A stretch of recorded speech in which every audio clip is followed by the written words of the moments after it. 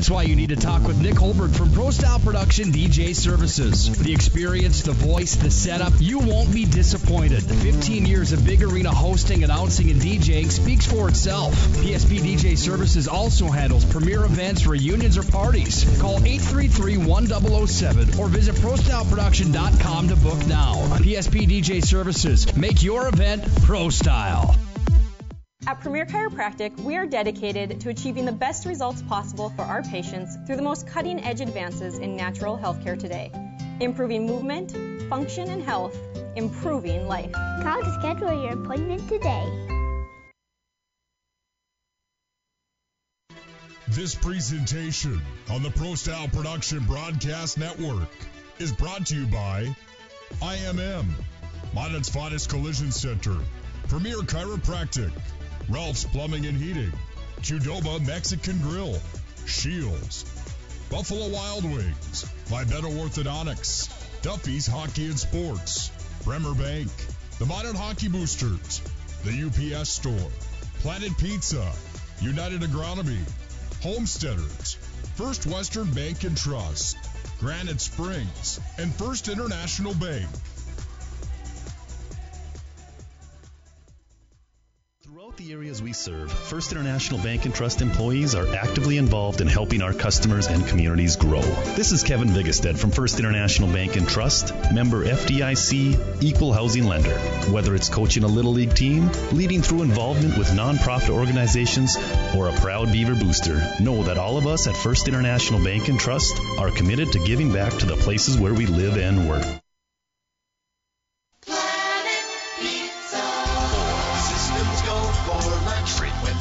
Time's up front. T-minus now, it's time for Planet Pizza. With lots of space for fun, there's room for everyone. From me and Marianne to Planet Pizza.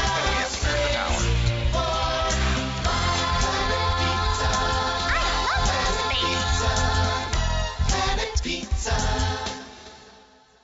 Hi, my name is Marshall Kanam. I'm the manager of the UPS store here in Minot. It's time to make sure your holiday gifts arrive on time and unbroken. It's why at the UPS store we offer our pack and ship guarantee. We can pack, ship, insure your item, and get it there on time. 100% guaranteed. If anything were to happen, you're covered, and so is your package. So ship away for the holiday. For the finest in packing and shipping, the UPS store. We're at 1940 South Broadway or online at theupsstore.com.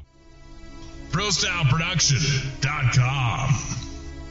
Hello, I'm Steve Funningsland, consumer lender at First Western Bank and Trust and sports enthusiast. Employees at First Western know the importance of teamwork in their day-to-day banking duties to best serve the community. I know the Minot and surrounding area high school and college athletic teams know the importance of teamwork as well. We want to wish all local teams good luck in their athletic endeavors this year. Stay safe on the courts, on the fields, on the rinks, and in the gyms. We look forward to watching you succeed. With familiar faces you know, who know you by name, First Western Bank and Trust, you can bank on us, member FDIC, equal housing lender. Presentation on the Pro Style Production Broadcast Network is brought to you by IMM, Minot's finest collision center, Premier Chiropractic, Ralph's Plumbing and Heating, Qdoba Mexican Grill, Shields, Buffalo Wild Wings, Vibeto Orthodontics, Duffy's Hockey and Sports, Bremer Bank, the Minot Hockey Boosters, the UPS Store, Planet Pizza, United Agronomy, Homesteaders, First Western Bank and Trust, Granite Springs, and First International Bank. Throughout the areas we serve, First International Bank and Trust employees are actively involved in helping our customers and communities grow. This is Kevin Vigestad from First International Bank and Trust, member FDIC, equal housing lender. Whether it's coaching a Little League team, leading through involvement with nonprofit organizations, or a proud Beaver booster, know that all of us at First International Bank and Trust are committed to giving back to the places where we live and work. Planet Pizza. 8, 7, 6, 5, 4, 3, 2, 1, 0. This broadcast on the Pro Style Production Broadcast Network is brought to you by ProStyleProduction.com.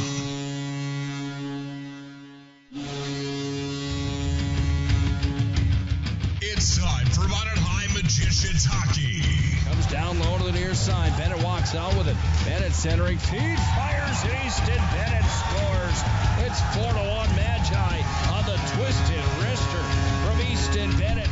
The growing tradition of Magi hockey carries on today. He scores! And it's a hat trick for Hayden Schwartz. Mason Morelli with the backhand. Flips it past to that minor. Here's Martell driving. Scores!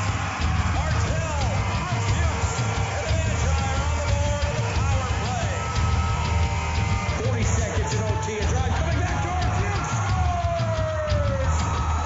Club gets her out of that ball. Getting fired. He scores! And that club has done it. With one goal in mind. Face off one back to the Knights. Minot High is winning the state title. They have won the state championship.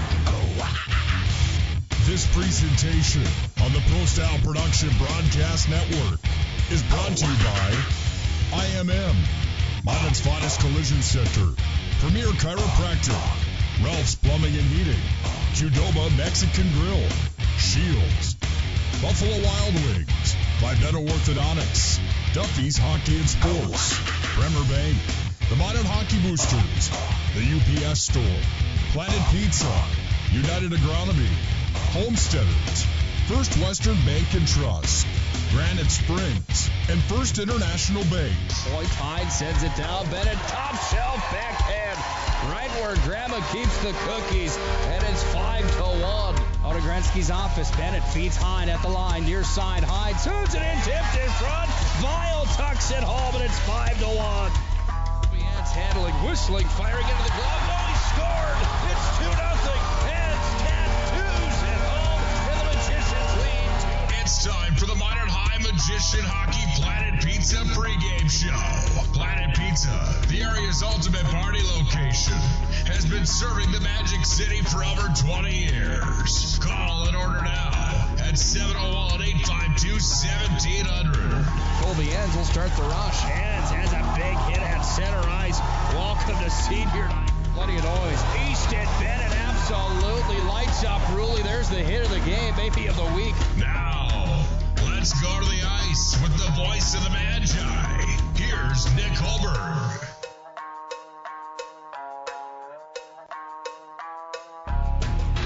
In the 44-year history of Minot High versus Bismarck High in North Dakota high school hockey, they've only played each other on the Wachter Arena ice surface one time. That was last year. Tonight, it's turn number 2 as the Magi are in the capital city to take on the Bismarck High Demons in a West Region affair of North Dakota high school hockey. And it's a tough Demons team that comes in at 4-0 in the regular season.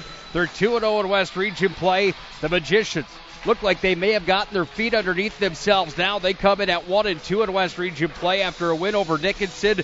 They are 2-2 overall. Tonight, a big challenge at hand for both of these hockey teams, and it just seems that Minot Bismarck brings out the best in both of these clubs. We're going to find out after 51 minutes tonight. Welcome into the Planet Pizza pregame show. I'm Nick Hulberg.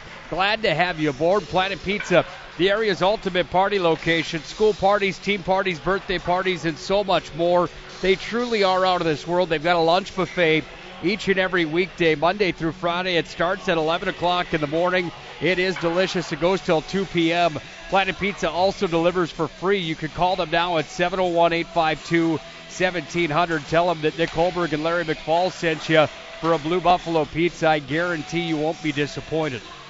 Larry McFall joins me tonight, and tickled pink to have him on my left, as I always am each and every night. We get to work together, whether it's dirt track, whether it's the hockey rink, whether it's Mesa Arena, whether it's the VFW, whether it's the Lumberdome, Shields Arena, doesn't matter. Even if it's the Ralph, my favorite place to play is Bismarck against the Bismarck High Demons on the opposing team's ice. This rivalry just goes back so far, and it's always just such a good one. Your thoughts on Bismarck High and Minot High, how they just seem to always rise to the occasion against each other, and what do you expect out of tonight's contest? Will this young Magi team rise to the occasion against the powerhouse of Mike Peluso's Bismarck High Demons?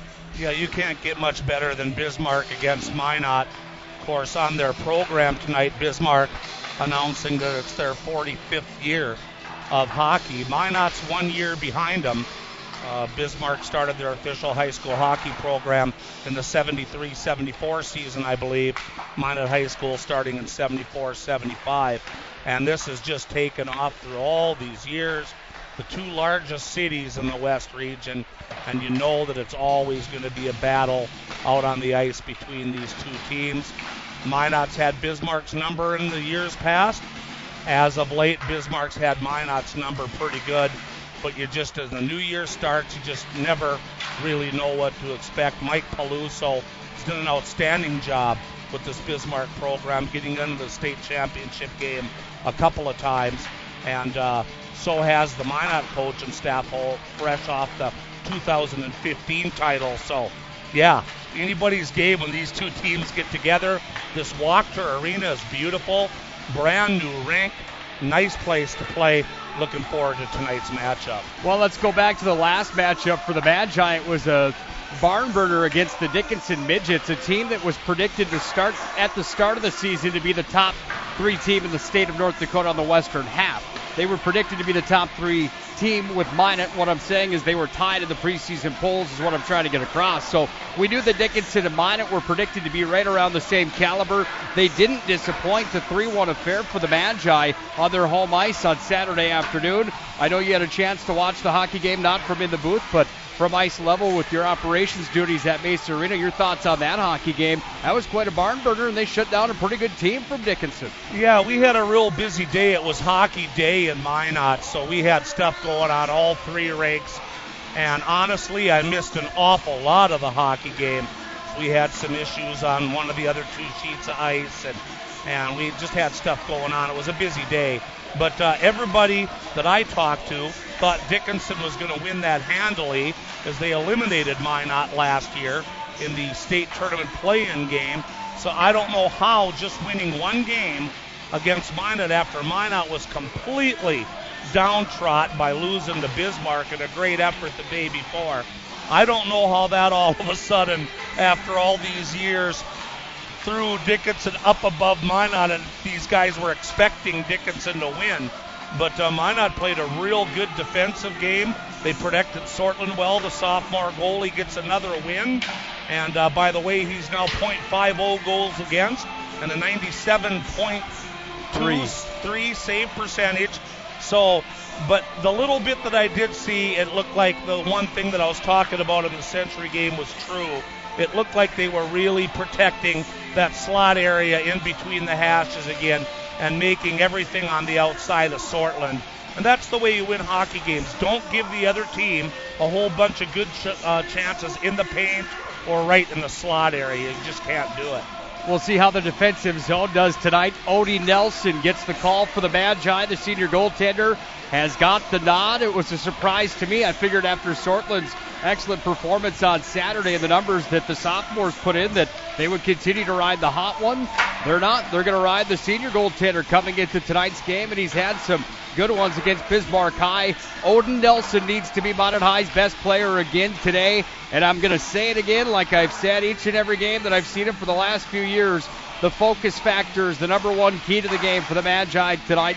We talked about his lack of focus against Bismarck Century, and when the train fell off the tracks, he made some saves he shouldn't have, but he gave up a few that he should have made a stop on. So let's see how Odie does tonight. Hoping the Magi can come out and stud Mike Peluso's Bismarck High Demons that are 4-0 coming into tonight's old school affair. You know, with our technology age that we've got here now, Nick, back in the day, only professional teams had the ability to have the VHS tape sent to them so they could watch tape on the team they're playing.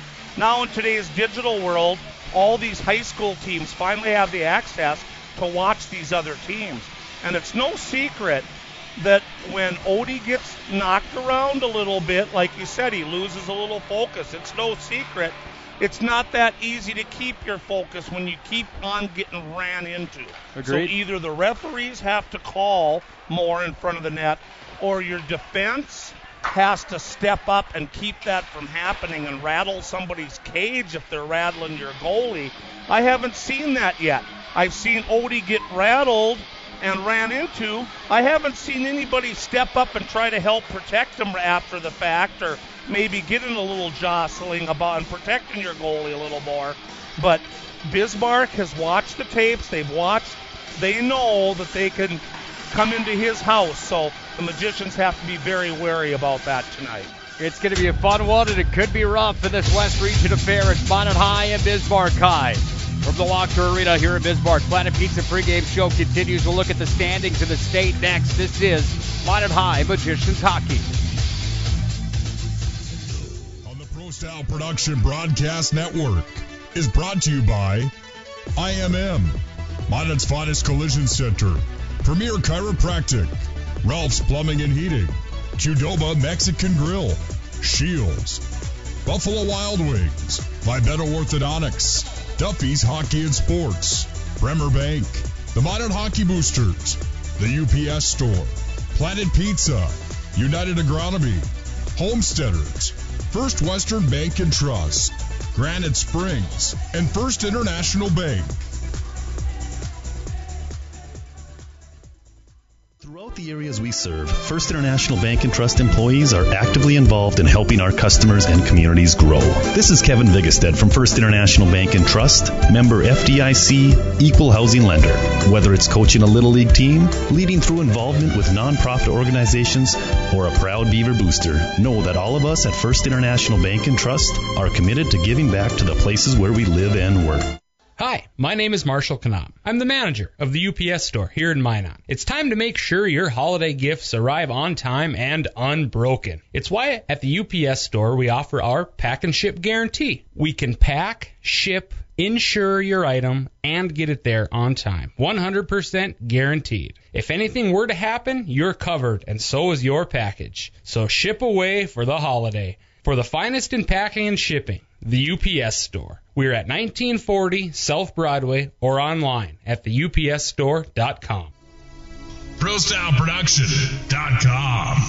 Planet Pizza. Systems go for lunch. Frequent supper times a crunch. T-minus now, it's time for Planet Pizza. With lots of space for fun. There's room for everyone. Tony and Area to Planet Pizza. Space for fun.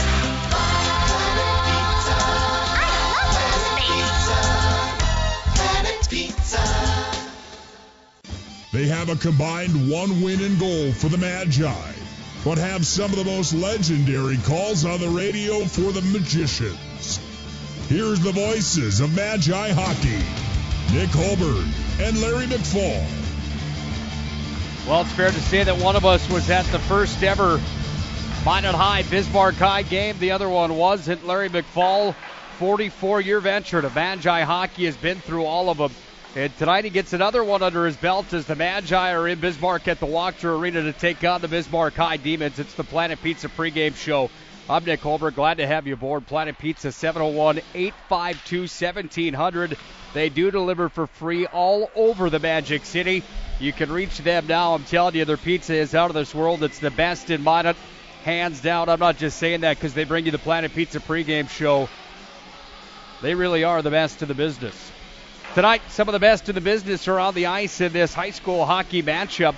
And some of the best in the business are going to go head-to-head, which usually seems like when there's maroon and white and maroon and gold combined on the same ice surface, there's usually going to be some heads knocking. And this is a rivalry that can brew some bad blood. It's been a few years since we've seen it get too carried away, but over the course of time, why do you think it is, Larry, that this rivalry has that much backlash to it and so much intensity throughout the years? And I mean, when you think about the best games that the Magicians have ever played, a lot of them have to be said to be played against the Bismarck High Demons.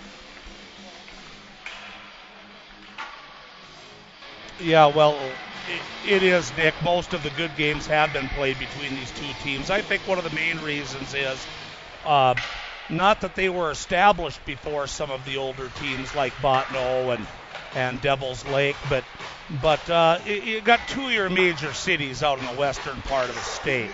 So all the other towns are a lot smaller.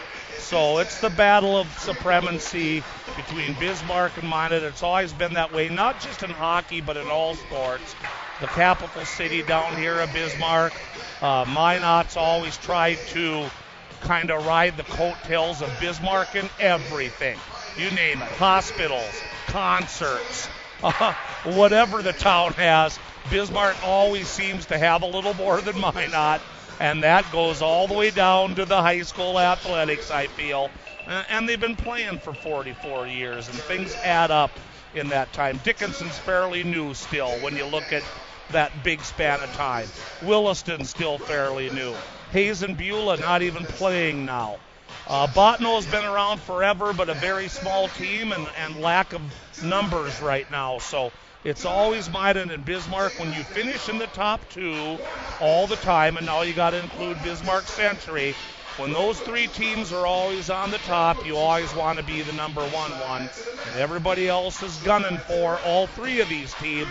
So Bismarck, Minot, and Century are held to a little higher level than all the other teams. Everyone's going for them, and when Minot and Bismarck play, there's only one number one spot, and they both want it every year. Minot hasn't had it for a while.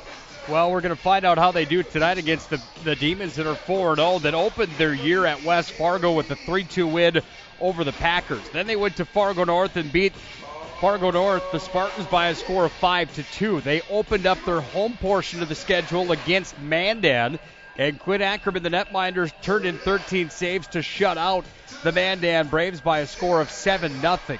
Most recently, they went over to Jamestown and knocked around the Blue Jays 8-3. Logan Henderson had the start and 16 saves in the contest. That puts Peluso's club at 4-0 coming into tonight's matchup. Meanwhile, the Magicians lost to Mandan to start the year. It was a 3-2 defeat at the hands of Leif Mattsson's Mandan Braves. Odie Nelson only turned in 11 stops in the 3-2 loss. Devil's Lake then came to town, and Trey Shortland shut them out 2-0 to score for the Magi. We were here last week taking on Bismarck Century. Of course, that was at the VFW Sports Center. The Magicians lost 5-0 at Century, and then their most recent game was a win against the Dickinson Midgets on home ice. 3-1 was the score there. What does that do for the standings? Well, when you look at them in the West region, Minot High currently sits in the 6th spot in the West. Bismarck High currently sitting in the 3rd spot out west. But really, when you talk about standings this early in the year, they really don't matter. They really don't give you the true tale of the tape, just for the fact that not enough games have been played yet across North Dakota to fully understand who the real king of the West region or the East region is. However, we do know that out east, it's Red River and Central that both sit on 3-0 marks inside of EDC play. Red River has a 3-1 mark on the year. Central's 4-0. Fargo Davies is in the 3rd spot at 2-1. 1-0 in East Region play is Devil's Lake. They sit number 4. West Fargo's number 5. Fargo South Shanley currently sits 1-2 in the East. They're 6th. Fargo North sits 7th. They're 1-2. West Fargo Cheyenne is winless in conference play. They're 0-3. They're the 8th place team out east. Grafton Park River having a bad year. They're 1-4. They currently sit in the 9th spot out east. And Mayville Portland not playing for points this year. They currently sit in the cellar in the 10th and final position in the East region. In the West region, Dickinson currently holds the top spot with the most games played and the most points. They've got 9. They sit on a 3-2 record overall. Bismarck Century's 2-0 inside of conference play. They're 4-0 overall. They currently sit 2nd. Bismarck High also 4-0. And they're 2-0 inside of conference play. A big game for them tonight if they want to continue to climb the ladder. Mandan currently in 4th. Jamestown 5th. The Magi 6th. 7th for Williston. Bottineau Rugby 8. And Hayes and Beulah number 9. Again, pretty early in the year to tell where those teams fall into place. But it's always interesting to see how they sort themselves out. Other games across the state tonight, Mr. McFall. Yeah, other games tonight as things will get shaked up a little bit here. I tried to count up. There's about like 25 to 30 some games packed into the next week before the teams take their Christmas breaks. So the standings will get shaken up now. Mayville Portland goes to Wahpeton Breckenridge tonight. West Fargo is at Devil's Lake. Bismarck Century takes on Mandan across the river. Grafton Park River will take on West Fargo Cheyenne tonight. Grand Forks Red River is in Fargo to take on North. Fargo South Shanley against Grand Forks Central. And then this game here, the Minot High against Bismarck High. And Bob Gillen will be sending us updates. Also, the Minot Majets are playing at Mesa tonight.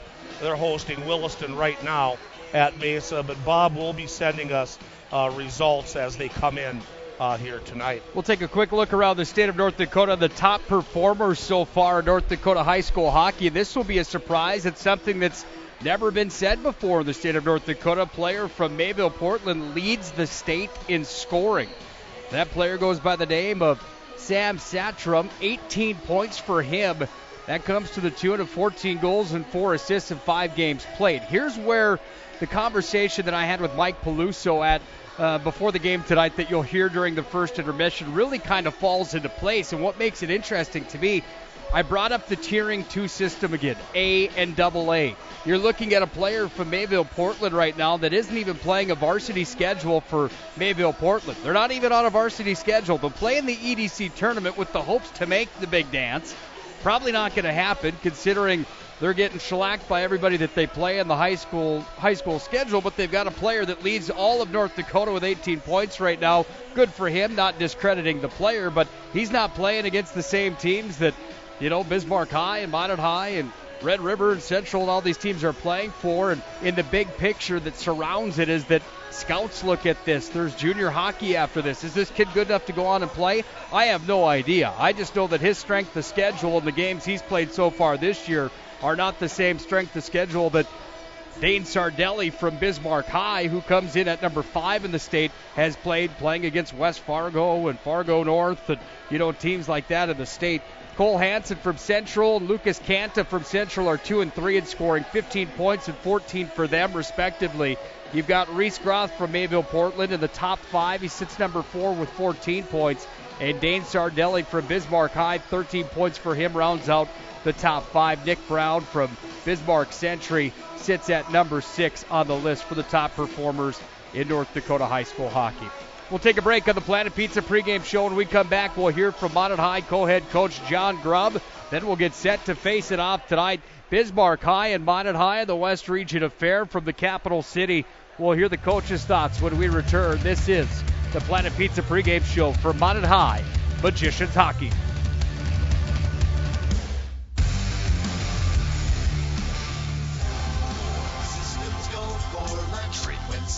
Time's up, crunch you. T-minus now, it's time for Planet Pizza. With lots of space for fun, there's room for everyone. From me and Marianne to Planet Pizza. Planet Pizza. Planet Pizza. My name is Marshall Knop. I'm the manager of the UPS store here in Minot. It's time to make sure your holiday gifts arrive on time and unbroken. It's why at the UPS store we offer our pack and ship guarantee. We can pack, ship, insure your item, and get it there on time. 100% guaranteed. If anything were to happen, you're covered, and so is your package. So ship away for the holiday. For the finest in packing and shipping, the UPS store. We're at 1940 South Broadway or online at theupsstore.com. ProStyleProduction.com. Throughout the areas we serve, First International Bank and Trust employees are actively involved in helping our customers and communities grow. This is Kevin Vigestad from First International Bank and Trust, member FDIC, equal housing lender. Whether it's coaching a Little League team, leading through involvement with nonprofit organizations, or a proud Beaver booster, know that all of us at First International Bank and Trust are committed to giving back to the places where we live and work. It's time for the Planet Pizza pregame Coach's Corner.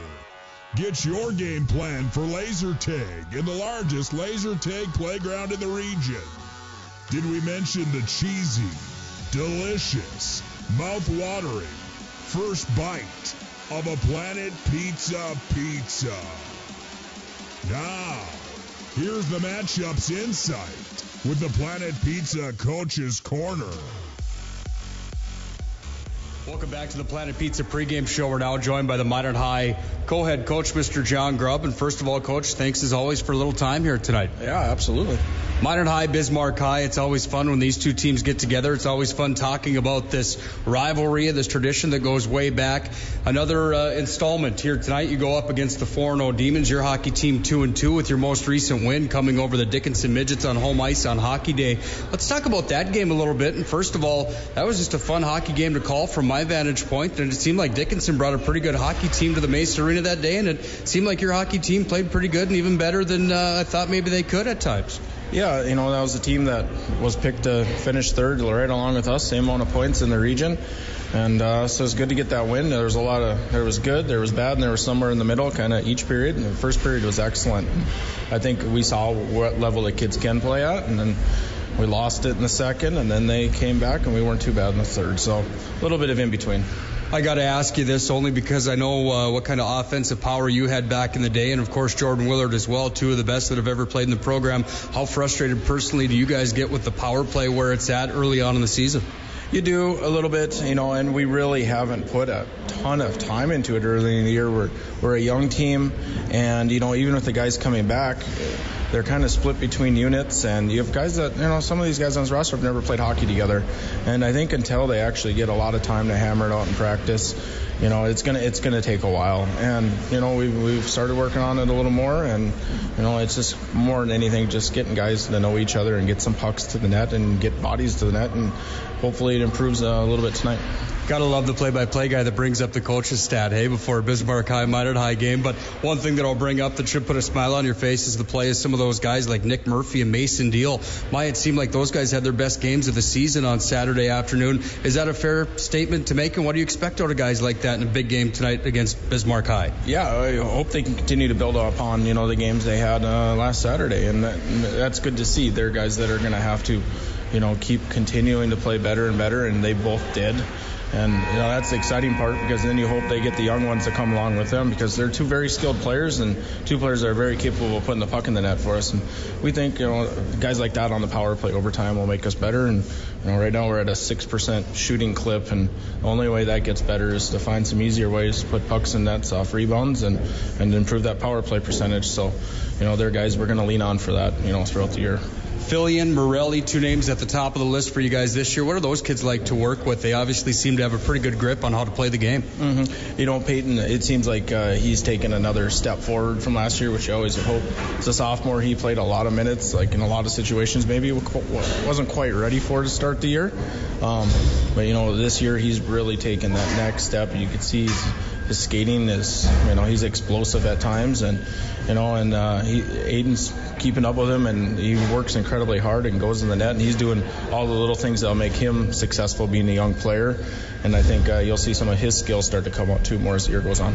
I sure thought Trey Shortland was good the other night. He had 21 saves on 22 shots, and he comes into tonight's game with a .973 save percentage, 0.5 goals against. Does he get the call tonight? And if so, what do you expect out of your goaltending situation here tonight? We're going to come back with Odin tonight. It's early in the year. Trey has been, he's been excellent. He's a competitor. He's got a really calm demeanor in the net. So, he's had a really good start to his high school career. But, at this time of the year, we're kind of rotating goalies, through at least through Christmas. And, you give Odin a good chance to come back tonight against a team he's played pretty well against in the past. Should be a fun one tonight. When you look at the paper, Bismarck High returns plenty of guys that are pretty darn good from last year. Dane Sardelli in the top 7 in the state for scoring. They've also got a player by the name of Caleb Petrie. How do you shut down some of these top guys for Bismarck High tonight? Do you put much emphasis on their lineup compared to yours tonight, or is it just go out and do your own thing? Well, being on the road, we're not able to really match up with them much, so it's just, whatever lines on the ice, to be physical with them. I think, that's the biggest thing. If you shy away from the physical side against Bismarck High, that's kind of where they eat alive. So, we told the kids be ready for a physical game, play hard, win 50-50 battles, and that's what you really have to do to limit those players' opportunities. I asked Jason Bennett, your co-head coach, this earlier on, and for me, my mindset of high school hockey has kind of changed throughout the years with this Minot High program that I've just put so many more expectations on in the past few years years after some wins in the first round of the state high school hockey tournament. How much emphasis do you put on a win tonight? I know it's early in the year, but I keep bringing it up that you sure like to see these guys pick up the points in these early games, especially against teams like Bismarck High. Yeah, we'd love the points, but more than anything, we'd love to win for the kids' confidence, because it would do so much to kind of springboard your year and speed up things a little bit, as we're trying to progress as a team. But, what we're looking for them tonight is to see them compete. And I think if they do compete, they're going to be in a hockey game at the end. And, that's our hope. And maybe a bounce goes our way and we can find a way to win here on the road. Sure appreciate your time as always, Coach. And we'll talk to you later on down the road. And best of luck tonight. Sounds good. Thanks, Nick. That's John Grubb, co-head coach of the Minot High Magicians. When we come back to the Planet Pizza pregame show, we'll face it off. It's the Demons and Magi. This is Minot High Magicians Hockey. This presentation on the Pro Style Production Broadcast Network is brought to you by IMM, Minot's finest collision center, Premier Chiropractic, Ralph's Plumbing and Heating, Qdoba Mexican Grill, Shields, Buffalo Wild Wings, Vibeto Orthodontics, Duffy's Hockey and Sports, Bremer Bank, the Minot Hockey Boosters, the UPS Store, Planet Pizza, United Agronomy, Homesteaders, First Western Bank and Trust, Granite Springs, and First International Bank. Back inside the Wachter Arena for tonight's West Region Affair, the Bismarck High Demons in their home whites hosting the Magi from Minot High in the old school rivalry tonight. Let's take a look at both of these hockey teams and who to watch for tonight. Dane Sardelli, you heard he's top 5 in the state of North Dakota in scoring. Well, and good reason why. He's got 13 points. He's a big forward that you can count on to be good tonight. 13 points for him, 5 goals, 8 assists on the year. 5 points for Caleb Petrie, 4 goals, 1 assist for the senior. The sophomore, Caden Schwerer, 3 points on the year. That's the top forward scoring, but they've got great goaltending, and tonight they go with the goaltender Quinn Ackerman. The sophomore has played in 2 games. He's got a 1 goal against average and a 94% save percentage. He's unbeaten here in his sophomore campaign. Tonight he goes against the Magi net keeper Odin Nelson, currently sitting 0-2 in his senior season. He's got a 4 goals against average and an 83.7% save percentage. Odin needs to be big tonight for the Magi. They also need some offensive production from Peyton Fillion, who leads the team with points, all coming by way of assist. He's got 4 of those. 3 points for Aiden Morelli, all coming by the way of goals. And 2 points on the year for Kyler Stenberg. Mason Deal, 1 point for Hertz, 1 for Murphy. Jack Plemmel with 1. Also, Hillman and Bonebreak have 1 point on the year. That's who to watch for tonight in this West Region Affair as Minot High and Bismarck High go toe-to-toe. Dan Durkee's got the in-game call as he delivers tonight's starting lineups. We'll take our final break on the Planet Pizza pregame show. When we come back, Larry and I will have the call for you. It's the Magi and Demons from Bismarck. This is Minot High Magicians Hockey.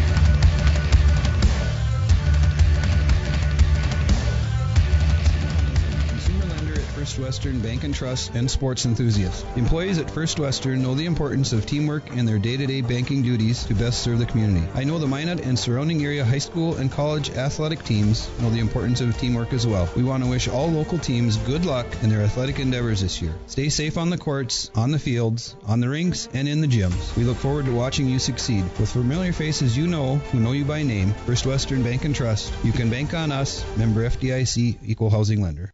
Hi, my name is Marshall Knop. I'm the manager of the UPS store here in Minot. It's time to make sure your holiday gifts arrive on time and unbroken. It's why at the UPS store we offer our pack and ship guarantee. We can pack, ship, insure your item, and get it there on time. 100% guaranteed. If anything were to happen, you're covered, and so is your package. So ship away for the holiday. For the finest in packing and shipping, the UPS store. We're at 1940 South Broadway or online at theupsstore.com. Planet Pizza. Systems go for lunch. Frequent supper times a crunch. T-minus now, it's time for Planet Pizza. With lots of space for fun. There's room for everyone. From me and Mary to Planet Pizza.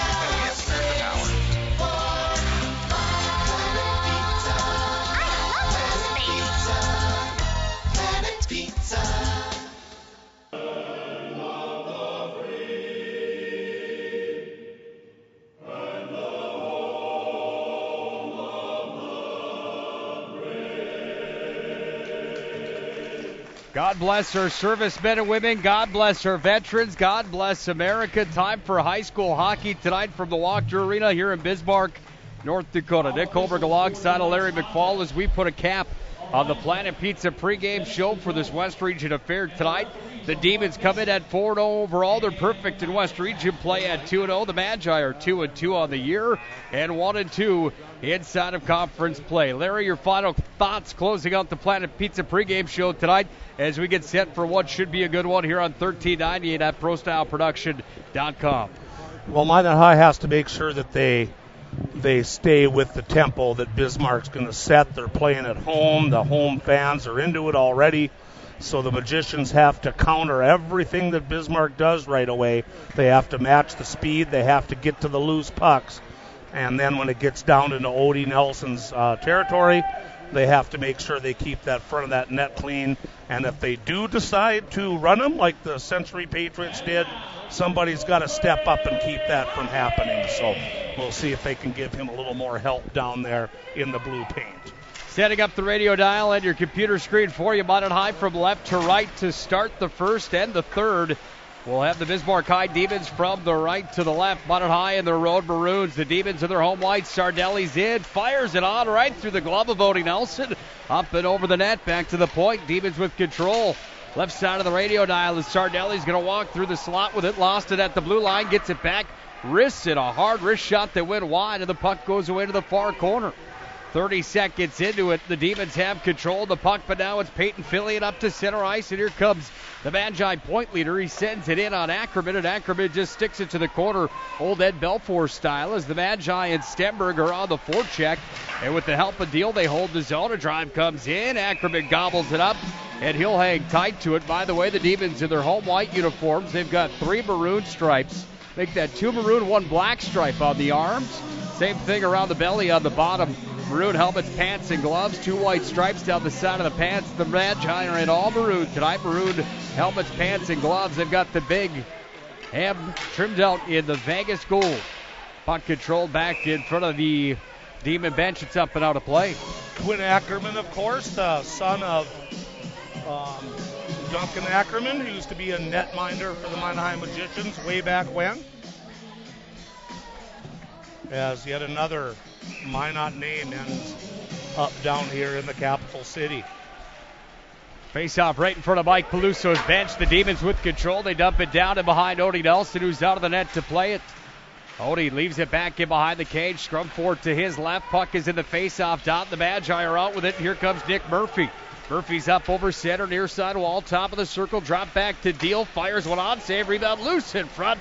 Went to the blocker's side of Ackerman, and here come the Demons back to center. They push it out here with Richards up over the blue line. Walks in on Oprud. Oprud makes the hit right at the top of the circle. Frees the puck and Deals back the other way with it. 1 point in 4 games for Mason Deal, one of the captains of the Magi. He got his first goal against Dickinson on Saturday afternoon.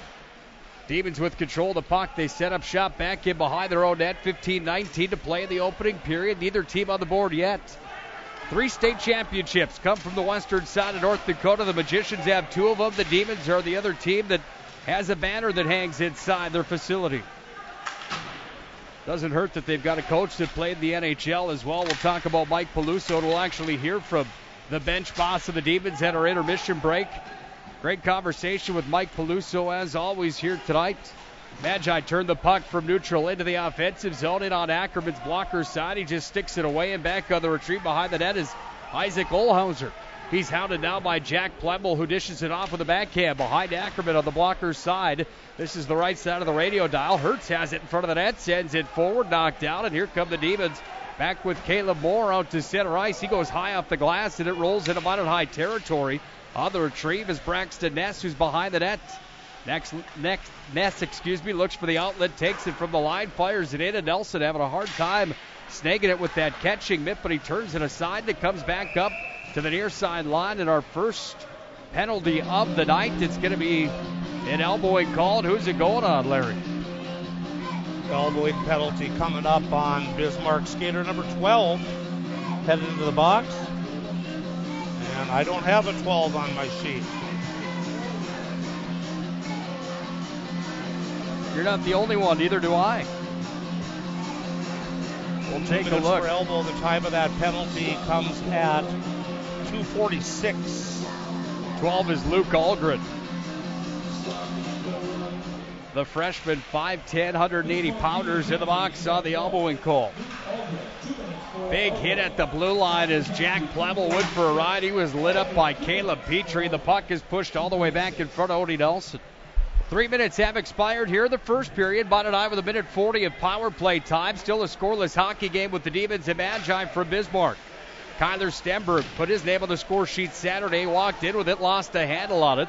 And this one's launched 200 feet all the way down, and Odie Nelson to the glove side of his cage will play it with a backhand. Around to Jack Plemmel, who grabs it on the near side wall and tries to go out to center, but it's Dane Sardelli that says, I don't think so. Sardelli spins it off the wall, and it comes all the way back down in behind Odie Nelson, who's out to play it, dropping it back here for Riley Opperud. The power play went 0 for 10 against the Bismarck Century Patriots. They were 0 for 3 against the Dickinson Midgets. And it's never fun to ask John Grubb what he thinks of the power play situation, but the co-head coach of the Magi seemed to have faith. Shorthanded, the Demons are going to come back in with an Opera, tries to whack it away out to the offensive zone. It's right back into Minot High defensive territory with Braxton Ness, but now the Magi have it back at center. They lost a handle on it again, and now the Demons have control. Demons walk over neutral ice and send it in. Back behind Odie Nelson, 35 on the power play for the Magi with 12:50 to play in a scoreless first period. From his own end for the Magi, moving it out to center. It's Feld that delivers across to Mason Deal. Deal lost a handle on the puck. It comes back to center, and here's Big Ben Bonebreak across to Mason Deal, and Deal's in over the blue line. He's cranked by Dane Sardelli, twisting one on goal. The shot comes in, bounces in front of Ackerman, and he'll hang on tight to it. But man, Dane Sardelli laying out Mason Deal at the blue line. Yeah, he is a very good hockey player, that Sardelli. He can do everything well. And the Magicians are 15 seconds away from being 0 for their last 14 on the power play. Definitely special teams not being very kind to the Magicians. Trying to hold the line was Hertz. The puck is bounced over his stick, and at center ice they regain control. Now they're head back in their own territory with 5 seconds to play on the power play as Hertz goes to bone break. And the Demons are at full strength. Here comes Hertz near side wing from the circle left of Odie Nelson out to center ice. There's a scrum for it. Sardelli's back into Petrie in front of the net. Onto the backhand and taken to school was Nelson on an excellent give and go. Petrie onto his backhand and he tucks it home. It's 1-0 Bismarck High. It's Sardelli to Caleb Petrie. Sardelli dug it out there at the faceoff dot to the right of Nelson, and a nice pass across to Petrie in the slot. Petrie waited for Nelson to commit and then flipped it into the open net, and that goal here comes at the 4:59 mark of period number 1. Well, he put it to his forehand and then he took it to the backhand and delivered another goal on the year for Caleb Petrie. That's goal number 5, point number 6. Dane Sardelli's 9th assist of the year for point number 14. Nice play there from the Demons, and we sit on a 1-0 score in favor of the home team. Out to center ice, puck handled here by Fansworth. He's hit over the Minot High stripe, and he dumps it down to the corner. Nelson's blocker side. The puck worked around the wall of the near wing and tried to clear the zone for the Magi as Mason Deal. He can't quite clear it out, and here come the Demons back in with it the other way and in front of Odie Nelson. A shot was fired in. That one off the tape of Alex Krug. He went to the bench for a change, and the Magi are going to break it out clean here with Larson. Out to center ice, that's Feld over the line. Feld takes it away to the near side wall. He's pinned up against the wall at the top of the circle. That time from Landon Fisher. The Demons have control with Fisher back at center. He dumps it back behind Odie Nelson. Nelson out of the net to play it. He's just going to work it himself up to the line. It's held in there and sent right back down by Steckler. 10:47 to play in the opening period. The Demons are on the board with Petrie from Sardelli. Early on in the contest, 10:01 remained on the clock. 12:01 remained on the clock when they scored the first of the night. They've got control of it again, and it's sent in where it's taken by Jack Plemmel. He's been quiet through 4 games this year. Here in his junior campaign, hoping for a big night tonight for number 12 Maroon, Jack Plemmel. Offensive zone for the Demons. Blocker side of Odie Nelson. Puck trying to be worked out by the Magi. They can't. The drive comes in. It's under the pad of Odie on the shot from the line, and Sullivan almost found the back of the net. Yeah, Sullivan at the point had a lot of legs in front of him. Decided just to softly dump it at the net. Nelson down on his pads, trapped it underneath the leg pad. And he'll get the face-off with 10 minutes and 16 seconds remaining here in period number 1. Odie Nelson wears the white and yellow Bauer goal gear. He's got the white goaltender mask on that's got the M's on each ear. Back behind the net, Ben Bonebrake, left side of the radio dial with the Demons pressuring, and it's Riley Oprud, the sophomore, that handles here. He gets it away to Kyler Stenberg. Stenberg works it up to Peyton Fillion, and Fillion's into the Demons zone, but it's the Demons with control of the puck, and back behind his own net is Dayton Deeks, who works it to the far line. Magi hold it in with Bonebrake. Fired cross quarter down to the glove side, but it's the Demons again with control, this time with Korsmo. He's back around the far wall where it's picked up by Dayton Deeks. Holding the line is Fillion. He sends one in Ackerman, stick to the side. At the half boards, offensive zone for the Magi. Puck escapes the zone, but it's whistled right back in by Ben Bonebrake, and it's back at neutral ice now where the Demons take it and dump it back down behind Odie Nelson, who's out of the net to play it. Nelson caught behind the net. He plays it away to the far side wall. It's Caden Sullivan that's got it back at the point. Handling here is Dayton Deeks, looking for the outlet in front of Nelson with the backhand opportunity. Korsmo didn't get all of it, and Korsmo moves it back up to the point. Handling now is Sullivan across the drive, comes in, and Odie Nelson with the glove robs Deeks with 9:07 to play in a 1-0 first period. The High Demons with the lead. Good job there that time by Nelson. Came out of the paint. The shot was coming from the blue line, and Nelson saw it through traffic and held on.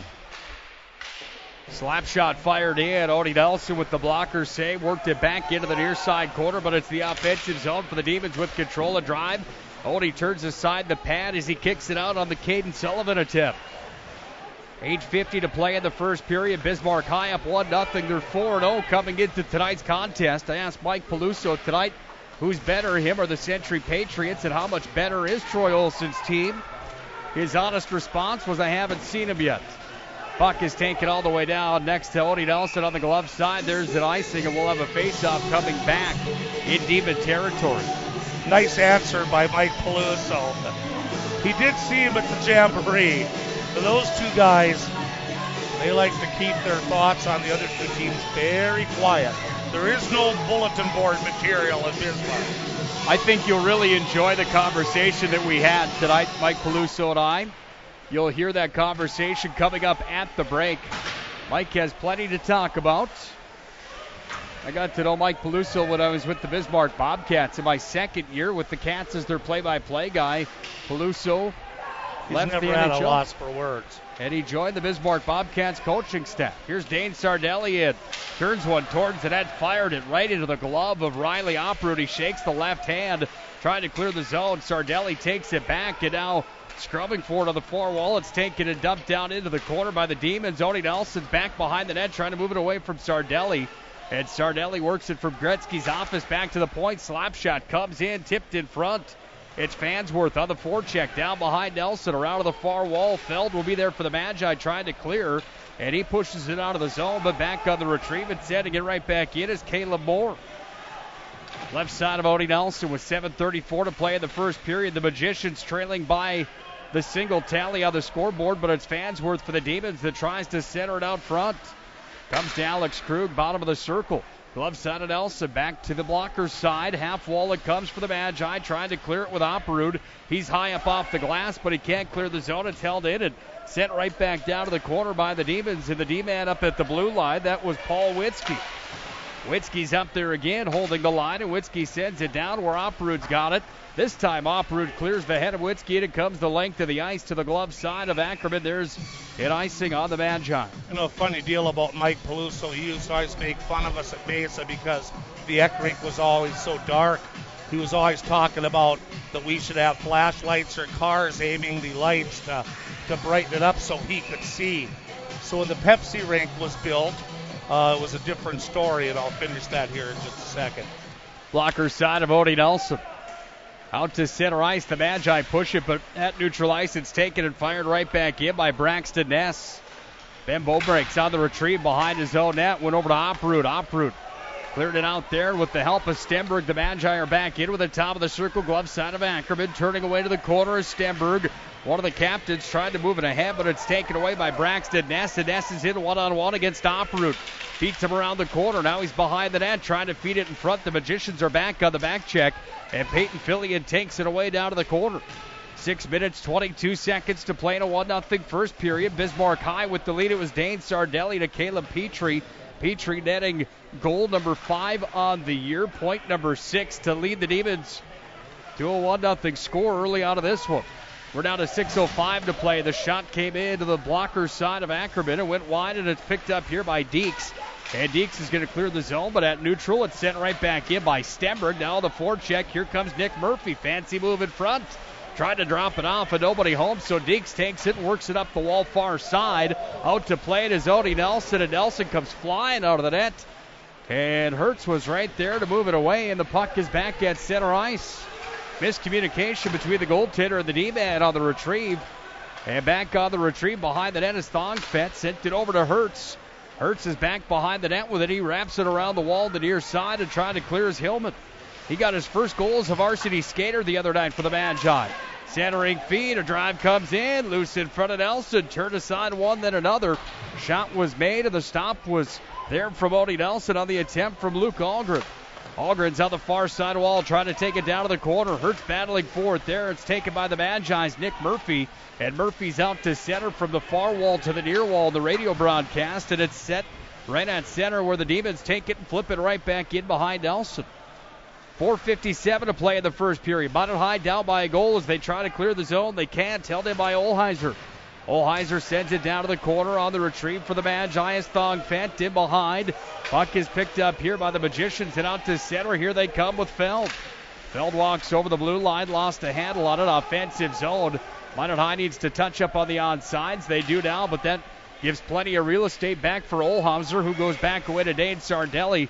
Sardelli says, come and get me, moves it back away to 25, Paul Witzke, and he's back at center for Sardelli.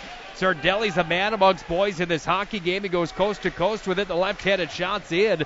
Didn't get all of it. Gets the rebound back on the side of the net. Sends it in front of the cage. Back away to the far side point. And it's Steckler down to the corner. Caleb Petrie's met by two Magicians down low. 4:05 to play in the first. Petrie from behind the net working out of Gretzky's office. Hounded by Operud. Back away to Ben Bonebreak. Trying to clear the zone of the Magi. Can't do it. Shot comes in from the line blocker side. Operud's going to try to clear. Goes over to Plemmel on the near side wall. Now it's chipped out of the zone, and Sardelli's got it back. I say a man amongst boys tonight, and I don't think that's an unfair statement. Dane Sardelli, 6'5", 205, and he's got the most points than anybody in the hockey game here tonight. 6 amongst the rest of the skaters in all of North Dakota. Up to center ice. Here come the Demons back in with it. Krug coast to coast. Odd angle shot from the side on the blocker, and Krug puts that one past Tony Nelson clean, and it's 2-0 Bismarck High. That goal will come at 13:36, and the Demons are showing their speed there as Alex Krug cut on in around the defenseman and just went right by the defense. And that's the second rush in about the last 5 minutes where that has happened. And then somehow putting it upstairs on Nelson at the 13:36 mark. That was an odd angle shot from what looked to be below the bottom of the circle or close to on the blocker side. He beat him glove side. Nice shot. Drive comes in, and Nelson makes the next save. Let's listen to Dan Durkee on the assist. Unassisted at 13:36. Face-offs to the right of Nelson now. 3:16 remaining in period one. It's 2-0 Bismarck Demons. Well, Minot High with a young hockey team is going to try to climb out of the hole here. They've got the challenge in front of them because Bismarck High's got the foot on the gas pedal. So does Peyton Philly, and he's at the other end of the ice in the offensive zone. Fired one in. Stick save is made on the glove side of Ackerman. The puck is taken and down to the corner. The Magi have it back with Aiden Morelli. Morelli's got it, worked it back to the point. Thongfett couldn't get to the wall in time, and it escapes the zone. The Magi are back in their own territory to retrieve, and here's Aiden Morelli at center. Morelli's hit over the blue line. Backhand dish. Got it away to Stenberg. Bounced into the corner on the glove side. Stenberg hounded by two demons down low. And now it's pushed around to the far side wall. Held it at the line. Bonebreak has it. Bottom of the circle on the blocker side of Ackerman. It's up to center ice. And here come the demons again with Landon Fisher. 1-on-2. Fisher offensive zone. Taken away by Riley Operud. And Operud's around the near side wing and out to center ice where it comes away to Stenberg. He fires across ice in front of the demon bench, and down it comes. Icing the call with 2:12 to play to 2-0 first. The Demons on top. So the new Pepsi rink has the state-of-the-art, very bright lights. So on their first visit, we took a pair of sunglasses, put them in an envelope, and stuck them outside the bus door entrance and said, "For Mike Peluso." And when he came up on the bus, he grabs the sunglasses, as we finally told him we had a rink where he can't complain about it being too dark. He and I laughed tonight. He said, "Did McFall come with you?" I said, "Yes." I said, "You remember the last time we met up and talked, you were giving Larry a hard time about coming fishing with him? Yeah. What would it take to get McFall on the boat with you?" And he said, "Shouldn't be that hard, just a bucket of chicken and a case of beer." Yeah. Offensive zone for the Demons, coast to coast. A drive coming in front that's turned aside as it was fanned down by Wachter. The puck on the far side, top of the circle, where Ben Bonebreak along with Mason Deal go to work for it. Bonebreak's got it back and away. It comes down to Riley Operud. Final 90 seconds approaching here in the first period. Big hit at center ice. Caleb Petrie puts the shoulder into Mason Deal. I thought it was a clean hit. Some of the Magi fans thought otherwise. Puck's at center as the Magi are going to be right back in with it as Feld takes it down to the corner.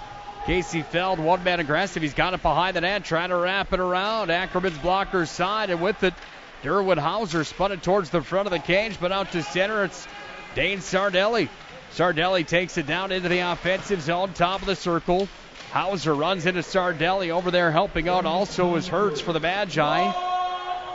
There's Dan Durkee with the 1-minute call. The puck's at the top of the circle on the blocker side of Odie Nelson. Fired wide of the cage, and now the retrieve. Casey Feld trying to clear it. Center slot, puck lays there, and Sardelli's up to pick it up. Sardelli's tripped on the play, and the Magi will go shorthanded for the first time here tonight. Yeah, Sardelli tried to make a move towards the corner, and Feld stuck the stick down and tripped him up. And that penalty will be at 16-18 here of period number 1. And that is the first penalty today on Minot High. Jeopardy theme song plays on. No question about that one. It was Feld with the tripping call, so the Demon power play comes to work. Handling in the corner with the puck and picking it up as Nasty works out of Gretzky's office as Wachter handles, works it back to the point. Here's Dayton Deeks across the blue line. Deeks looks for the outlet. Now he hits the brakes and goes back to the center slot, turning, firing. The stop is made from Odie Nelson. Back to Deeks at the circle on the glove side, and it's sent back down low. Puck handled here by Wachter. He's on the blocker side. Half wall back to the point. Across it comes Sullivan. Taken away by Morelli. Tries to clear it. Grubb wanted to call the bench. His arm came up. No call on the play. Cut him down, kids. 3-2. Here's the horn. Final shot. Nelson a save. And at the end of one, it's Bismarck High on top of the Magi from Minot High. 2-0 the score at the end of the first. Larry and I will have the stats and the recap from period number 1. We'll also hear from Mike Peluso, the head coach of the Bismarck High Demons. We'll take a look around the hockey world as well. At the end of 1, Bismarck High is up by 2. We'll tell you how they did it next. This is Minot High Magicians Hockey.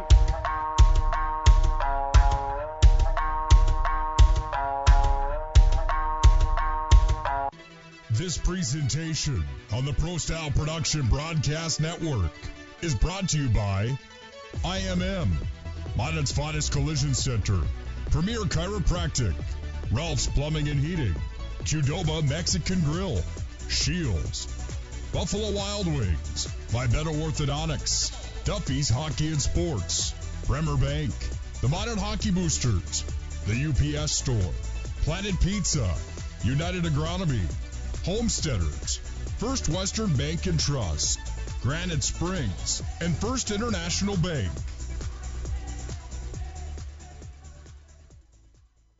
Throughout the areas we serve, First International Bank and Trust employees are actively involved in helping our customers and communities grow. This is Kevin Vigestad from First International Bank and Trust, member FDIC, equal housing lender.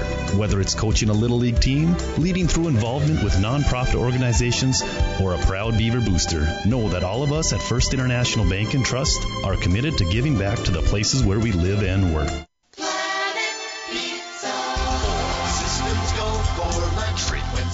Time's a crunch. T-minus now, it's time for Planet Pizza. With lots of space for fun, there's room for everyone. From me and Marianne to Planet Pizza.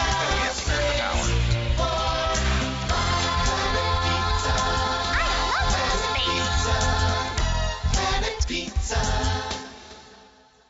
Hi, my name is Marshall Knop. I'm the manager of the UPS store here in Minot. It's time to make sure your holiday gifts arrive on time and unbroken. It's why at the UPS store we offer our pack and ship guarantee. We can pack, ship, insure your item, and get it there on time. 100% guaranteed. If anything were to happen, you're covered, and so is your package. So ship away for the holiday. For the finest in packing and shipping, the UPS store. We're at 1940 South Broadway or online at theupsstore.com. ProStyleProduction.com. Hello, I'm Steve Funningsland, consumer lender at First Western Bank and Trust and sports enthusiast. Employees at First Western know the importance of teamwork and their day-to-day banking duties to best serve the community. I know the Minot and surrounding area high school and college athletic teams know the importance of teamwork as well. We want to wish all local teams good luck in their athletic endeavors this year. Stay safe on the courts, on the fields, on the rinks, and in the gyms. We look forward to watching you succeed. With familiar faces you know, who know you by name, First Western Bank and Trust, you can bank on us, member FDIC, equal housing lender. It's time for the First International Bank and Trust Intermission Report. First International has you covered. Let's go back to the press box for the stats, analysis, and everything else Magi hockey.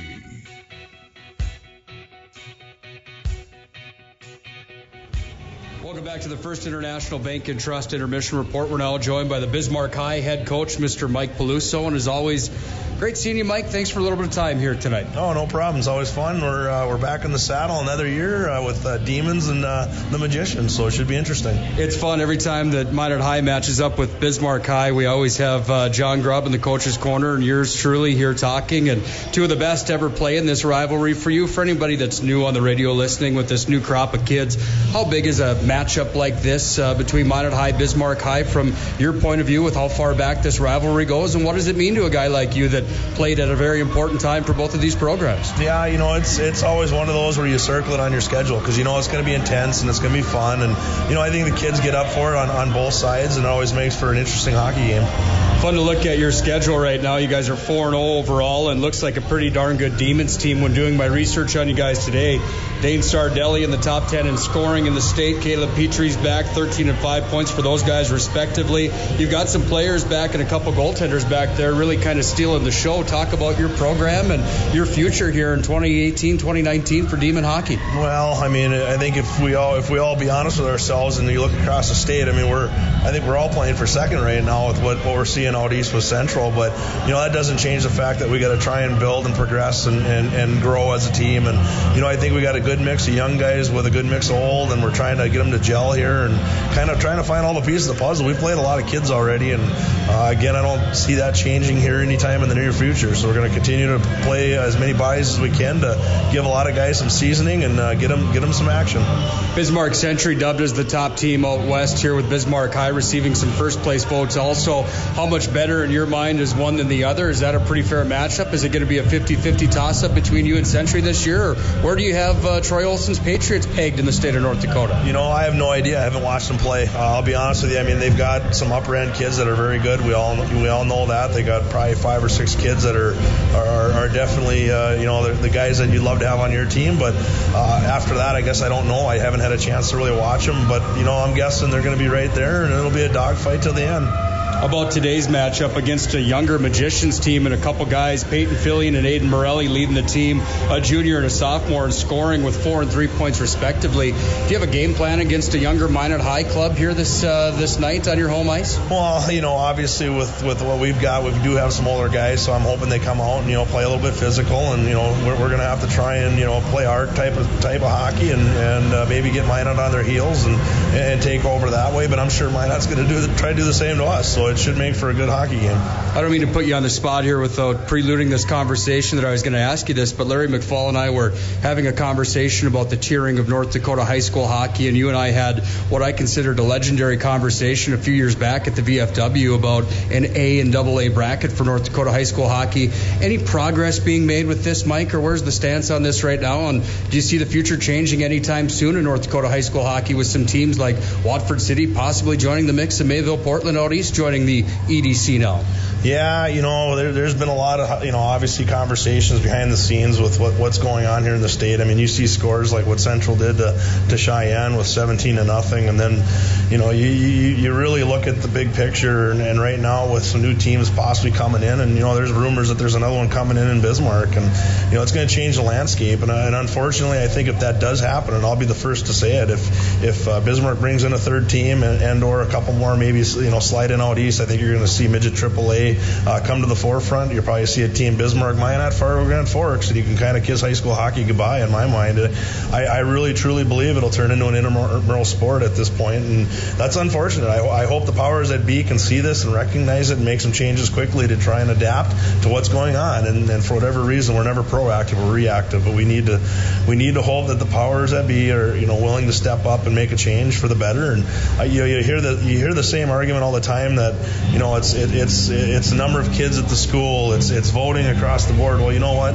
Why are there so many different divisions in football, basketball, you name it? I think there's definitely a place for it in hockey. They just got to get off the old school mentality, and change isn't so bad. Let's drain the swamp and fix it and get it better, and let's make North Dakota hockey great again.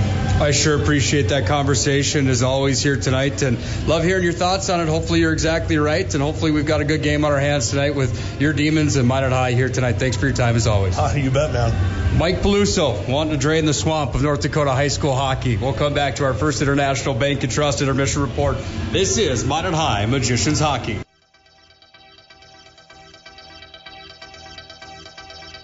This presentation on the Pro Style Production Broadcast Network is brought to you by IMM, Minot's finest collision center, Premier Chiropractic, Ralph's Plumbing and Heating, Qdoba Mexican Grill, Shields, Buffalo Wild Wings, Vibeto Orthodontics, Duffy's Hockey and Sports, Bremer Bank, the Minot Hockey Boosters, the UPS Store, Planet Pizza, United Agronomy, Homesteaders, First Western Bank and Trust, Granite Springs, and First International Bank. The areas we serve, First International Bank and Trust employees are actively involved in helping our customers and communities grow. This is Kevin Vigestad from First International Bank and Trust, member FDIC, equal housing lender. Whether it's coaching a Little League team, leading through involvement with nonprofit organizations, or a proud Beaver booster, know that all of us at First International Bank and Trust are committed to giving back to the places where we live and work. 10, 9, 8, Systems go for lunch. Frequent supper times up front. 2. T-minus now. It's time for Planet Pizza. With lots of space for fun. There's room for everyone. From me and Mary to Planet Pizza. Space for fun.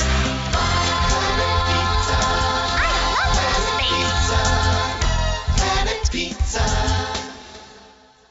Hi, my name is Marshall Knop. I'm the manager of the UPS store here in Minot. It's time to make sure your holiday gifts arrive on time and unbroken. It's why at the UPS store we offer our pack and ship guarantee. We can pack, ship, insure your item, and get it there on time. 100% guaranteed. If anything were to happen, you're covered, and so is your package. So ship away for the holiday. For the finest in packing and shipping, the UPS store. We're at 1940 South Broadway or online at theupsstore.com. ProStyleProduction.com. Hello, I'm Steve Funningsland, consumer lender at First Western Bank and Trust and sports enthusiast. Employees at First Western know the importance of teamwork and their day-to-day banking duties to best serve the community. I know the Minot and surrounding area high school and college athletic teams know the importance of teamwork as well. We want to wish all local teams good luck in their athletic endeavors this year. Stay safe on the courts, on the fields, on the rinks, and in the gyms. We look forward to watching you succeed. With familiar faces you know, who know you by name, First Western Bank and Trust, you can bank on us, member FDIC, equal housing lender. It's time for the First International Bank and Trust Intermission Report. First International has you covered. Let's go back to the press box for the stats, analysis, and everything else Magi hockey. 2-0 at the end of 17 minutes tonight from Wachter Arena here in Bismarck, North Dakota. Bismarck High Demons on top of the Magi in this West Region affair tonight. Nick Hulberg, Larry McFall. You heard from Mike Peluso there at the break in this First International Bank and Trust Intermission Report. Classic quote from Mike Peluso, let's make North Dakota high school hockey great again. It's time to drain the swamp. And I think Mike had a pretty clear message there that there is some concern that if they don't start figuring out what we're going to do with North Dakota high school hockey, you're going to see a change of pace and maybe dismantling of the high school game, and midget AAA, something like that might start to arise in North Dakota. And if that happens, you could kiss high school hockey goodbye. Great to hear Mike Peluso's thoughts on it, and hopefully those quote-unquote powers to be can see it the way that many of us like Mike Peluso certainly do. Yeah, they have to do something. They either have to go to what the girls do and play each other as a common opponent the same amount of times, top 8 go to state, and if the West, for example, only has one team or two teams in it, well, so be it. And then maybe you're better the next year. But I like the two-tier deal. I like the AAA, AA, A, B, whatever you want to call it, and then reward the ones that got to the top of the B or the AA or whatever you want to call it the one year. They get to move on into the top one, and the bottom dwellers from the top one have to go down to the next one the next year, and you have champions in both classes. The kids would want to play more. Nobody wants to go out, and you and I talked about it the last time, nobody wants to go out and get outshot 75-4 and lose 17-0 like what happened earlier this year between West Fargo, Cheyenne, and Grand Forks Central. So, yeah, something has to be done eventually. Goal scoring so far in the game, Bismarck High School got on the board at the 4:59 mark of period number 1 as Caleb Petrie scored on an assist by Dane Sardelli. And then at the 13:36 mark, it was Alex Krug unassisted on a real tough angle shot. Bismarck took one penalty, Minot took one penalty, and goalie saves in the first period. I had Odin Nelson for 11 out of 13 shots. And Ackerman, who, by the way, yes, folks, Quinn Ackerman's dad, Duncan Ackerman, used to play hockey for Minot High a long time ago.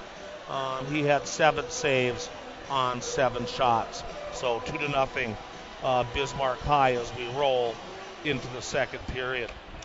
We're going to take another break on our First International Bank and Trust Intermission Report. They had an extended chuck-a-puck here. That's why we've got a little more time than planned. What was that? It was crazy. We'll talk about it when we come back. We'll pay our bills for now. Minot High down by 2 at the end of 1. This is Minot High Magicians Hockey. This presentation on the Pro Style Production Broadcast Network is brought to you by IMM, Minot's finest collision center, Premier Chiropractic, Ralph's Plumbing and Heating, Qdoba Mexican Grill, Shields, Buffalo Wild Wings, Vibeto Orthodontics, Duffy's Hockey and Sports, Bremer Bank, the Minot Hockey Boosters, the UPS Store, Planet Pizza, United Agronomy, Homesteaders, First Western Bank and Trust, Granite Springs, and First International Bank.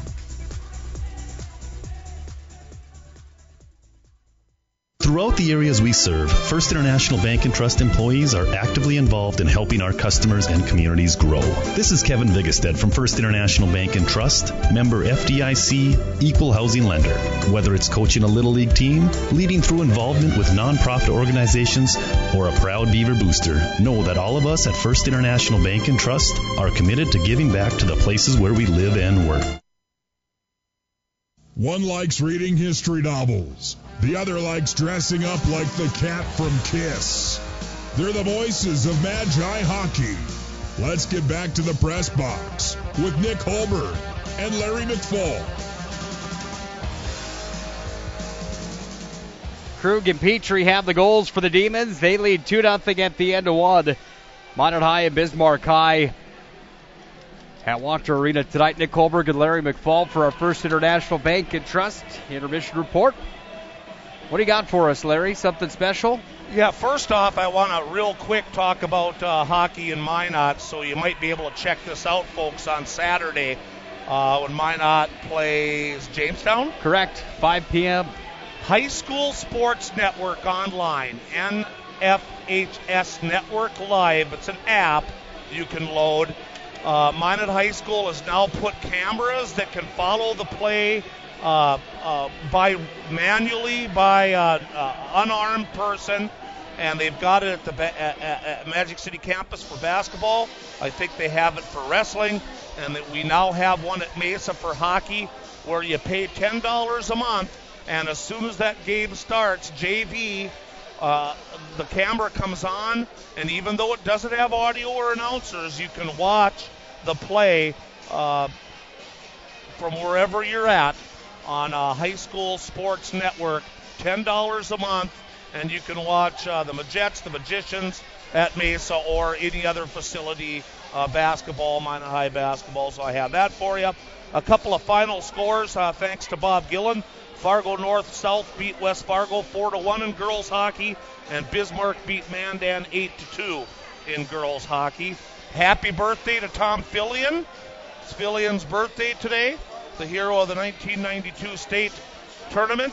And hats off to Bray Efforts. And if we have time, maybe the next period we can go through some Bray Efforts numbers. But the former Minot High netminder is just doing unbelievably great things right now for Minot State. Well, I'll tell you real quick, because we got 2 minutes before the start of the second. Neither team is on the ice. Bray Efforts is, quote-unquote, taking over the starting job for the MSU Beavers.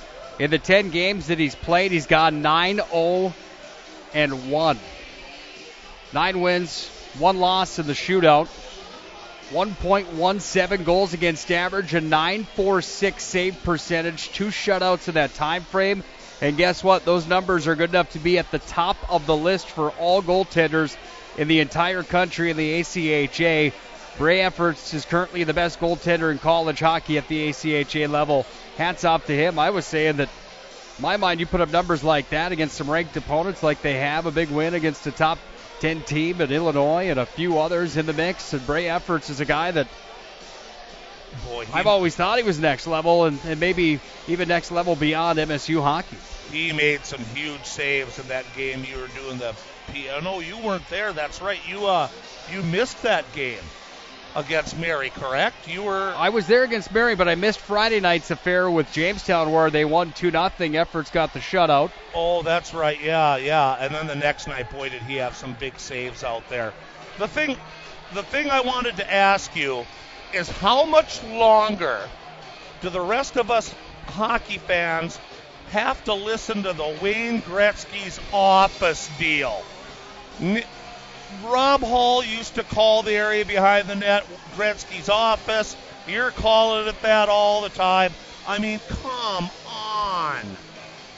We don't all worship Wayne Gretzky. Can it be Rocket Richard's office for a while? Or could it be Ovechkin's office? Or, I don't want to say Cindy Crosby because I can't stand that little twerp. But, I mean, come on. Gretzky's done. He wouldn't even have scored 100 goals in today's NHL. You don't think so? Get over it with the Gretzky stuff. Well, just so you know, just a few stats on Wayne Gretzky, just because I've got him here we go. In the chamber. He holds or shares 61 NHL records. 61. He has as many NHL records as you have years of life underneath you. 61. Well, I bet you one of those records isn't passing the puck. He's got 15 records for Stanley Cup playoffs, All-Star records. He had a good goalie. You name it. And a good team around him. Gretzky's office, of course, is what Larry's referring to. Can we call something else besides Gretzky's office now? It's the office. Can it be somebody else's office? Well, it could be your office from your broom ball days, because that was... How about Fillion's office? Can we call it that for a while? I don't know if everyone will know what we're talking about. We're talking about the area behind the goal stripe and behind the net where old Wayne Gretzky made himself so famous and familiar. Yeah, 200 years ago. If there's anybody that still loves the past, it's you, McFall. Off the draw of the second period, Stenberg's crashing in on the forecheck, back and behind Ackerman, Minot high right to left. Left to right are the Demons for the second frame. 1:03 of power play time for Bismarck High. The Magi short-handed with the puck. They go all the way back into their own territory with Hertz. But it's Dane Sardelli grabbing it out of the air and carrying it into the offensive zone and behind Odin Nelson. I see you brewed up something else to say. I can't wait Bob to... Gillen thinks it should be called the McFall Triangle. Back behind the net, here's Petrie that handles. And the horn sounds, and that blows the whistle inside of Wachter Arena. Not exactly sure what the... Oh, another horn gate for Bismarck High. That would bring up some bad memories from last year. I thought that was... Peluso's over there shaking his head. Horn gate hits again. I've never seen anything like that. I thought that was the biggest crock in high school hockey history last year at the North Dakota State High School Hockey Tournament. Of course, what we're talking about, I don't remember the game, who they were playing, but... It was the championship game, wasn't it? Or the semifinal? No, it was a semifinal game. Semifinals against Red River or Central. I can't remember. Here's Sardelli, fires it up. That one went just wide of Odie Nelson on the blocker's side. It goes all the way down, off the carom, all the way to the corner of Ackerman's glove hand. 20 seconds remain on the power play for the Demons as they carry it up over neutral ice and back into the possession of Hillman. Taken by Hauser, and Hauser moves it forward, but back at center, it's Caitlin Petrie. Petrie coast to coast, back in with it, crashes in. Save Odie Nelson, loose in front of the blue paint. And it's taken and spun out of the zone by Thongfed all the way down on Ackerman. And Ackerman plays it ahead forward with the help of the D-man back there. 14 for the Demons. That's Olheiser walking in front of the Magi net. Is Sardelli with it again. He's going to turn it towards the net. Hit traffic in front. Magi back to full strength. 15-20 to play here in the second. Down by a pair of the Magi. As Riley Opperud's got it, whistles it off the glass, and it rolls all the way out to center ice. And kind of like a game of shuffleboard, it's down in on Ackerman, and he lets that one go where it's picked up by his D-man Steckler. Up the near side wall, back out to center ice. Riley Opperud to the backhand, clears it ahead. The Magicians and Hauser are back in at the half wall. Derwin Hauser sends it in. Stick save from Ackerman. His 8th save of the hockey game. The puck comes back to the line. Bonebreak sent it in. Hunter Cope, rebound turned in front. Delayed call on the Demons. Nelson's off, but Bismarck High touches, and the Magi power plays back on for the second time tonight. 2:11 will be the time of that penalty, and heading to the box is skater number 19, Grayson Farnsworth. And I missed the signal by the official, but Farnsworth is in the box for 2. And the second power play for the Magicians. Well, you talk about Bray Efforts, the goaltender from Minot State with the best goaltending numbers in the ACHA. Their hockey team's pretty good as well. The Beavers sit at 12-4-1 on the year. Scored 73 goals. That goaltending staff's only been scored on 38 times in 2018 so far. They're on their big break now. All the players cleaned out the locker room today, took their stuff back home for the holidays. They don't have another game till the 11th of January. Fillion on the power play, works it back up to Opperud. Offensive zone, fired it forward. That one off the shin pads of Petrie, and Petrie's in shorthanded on a breakaway. Petrie tried to burn Nelson on the blocker's side. No, he stumped him. Nelson lost the stick on the play, and the Magi bring it back to the other end of the ice as it's taken ahead forward. Here was Stenberg. He'll turn it up and fire. Looked like he got the 9-iron out and sailed it over the glove. Top of the circle, far wall. It's back to Aiden Morelli. The team's goal leader walks in. On angle shot. Morelli denied on the glove side. Back up to the point. It's Plebel. Wrister from the line. Falls down Into the face-off dot circle, back up to Plemmel at the far side. Near side, it's Opperud. 55 seconds on the power play. The Magi down by 2 is back behind the net for the Demons. It's Deeks that takes it. He tries to clear the zone. Plemmel holds it in at the top of the circle, right below the Magi bench, and it's taken by Philly, and he fires it wide. Here's Stenberg, top of the circle, moved it forward. That one hit Petrie right on top of the knee. That looked like it hurt the captain of the Demons. He's going to limp his way to the bench. That's going to be a stinger and a bruise for Seven White. Meanwhile, Stenberg's back in, fires it up, hit the knob of the stick of Ackerman. Excellent opportunity for the captain of the Magi, and the stick was there to make the stop. And Ackerman clinks the pipe with the goal stick, as which to say thank you for being there to keep it 2-0 for the home team. 10 seconds remains on the power play for the Magi as they come back to center. Here's Feld walking to the blue line. He's upended there. And now the Magicians and Nick Murphy right over center ice. Bring it back away to Hillman and into the offensive zone. It's Deal. Deal's upended on the play, and the Demons come to full strength. They try to clear out of their own end as Bismarck High. Deal's got it back, sends one in. Hard shot from Deal on the ice, and the stick save from Ackerman is made. The Magicians now struggling 0 for 15 on their last 15 power plays. But boy, Stenberg ripped that one. That was going upper corner. And somehow Ackerman got the butt of the stick on it and deflected it up into the glass. It was a nice shot there by Stenberg. 12:38 to play here in the second. Minot High down by a pair. By the way, that game we were talking about was the state quarterfinals against Red River last year. Austin Martin turned aside 22, but Bismarck High fell to Bill Chase's club 4-2. Then the Demons won out the year. They beat Dickinson 4-1 and Jamestown 3-1 to take fifth at the North Dakota State High School Hockey Tournament. Up to center ice, the Demons carrying with Olheiser ahead. It's taken away there by Philly and at the blue line. Only momentarily, they push back out to neutral. Does Bismarck High. The Magi and Thogfen are on the retrieve back in their own territory. Morelli over the checkered center ice stripe. He dumps it back in behind Ackerman, and the Magi are on the attack. 11:53 to play here in the second. Puck gets past Hertz at the blue line. Thogfen's on the retrieve on the near wall. 2 Demons on top of him, and the puck is dumped back down and behind Odie Nelson. They're going to wave off the icing. Hertz is back to retrieve it, sends it off the end wall, bumps it back to his partner Gabe Thongfett, and Thongfett's back. Moves it around the far side wing, but it's held in here by Mortensen, and Mortensen can't keep a handle on it. Comes out to center for Caleb Moore, and off the glass back into the zone from Steckler. In with it in front of the Minot High net. That's Mortensen. Odd angle shot that comes away to the far side for Witzke. This is Paul Witzke. Fires in. Nelson a save. Rebound in front. And out he's down onto the belly, and he angles it at 11:14 to play in the second. Still down by a pair of the Magi. Couple nice saves there by Nelson. And you were talking about that Red River Bismarck game. The bad thing about the horn going off is the horn went off and the referees did not stop play. Everybody on the ice stopped playing, and Red River just happened to be standing in the slot where the puck was, and they scored a goal. And that was the whole momentum to that game. So it was just a real bad thing to not blow the horn or blow the whistle when the horn went off. Right in front of the Bismarck High bench, there's a scrum for the puck that the Magi end up with, and it comes away to Riley Opperud, who lets it go for Hunter Cope, who's back behind his own net. He wraps it around the end wall, and it comes all the way up in front of Peluso's bench. Take it here and back to retrieve for the Magi, gathering the puck.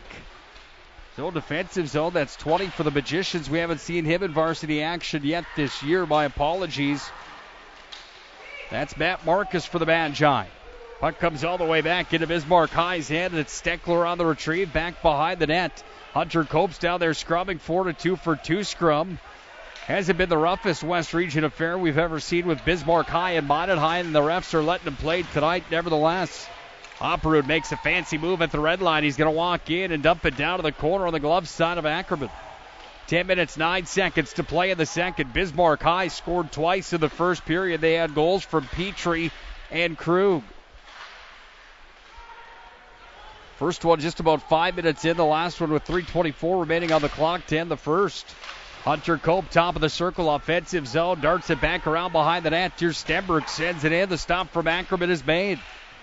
Here's Mason Deal underneath the cage. Out of Gretzky's office, and away it comes now to Stenberg, and Stenberg takes it at the half wall.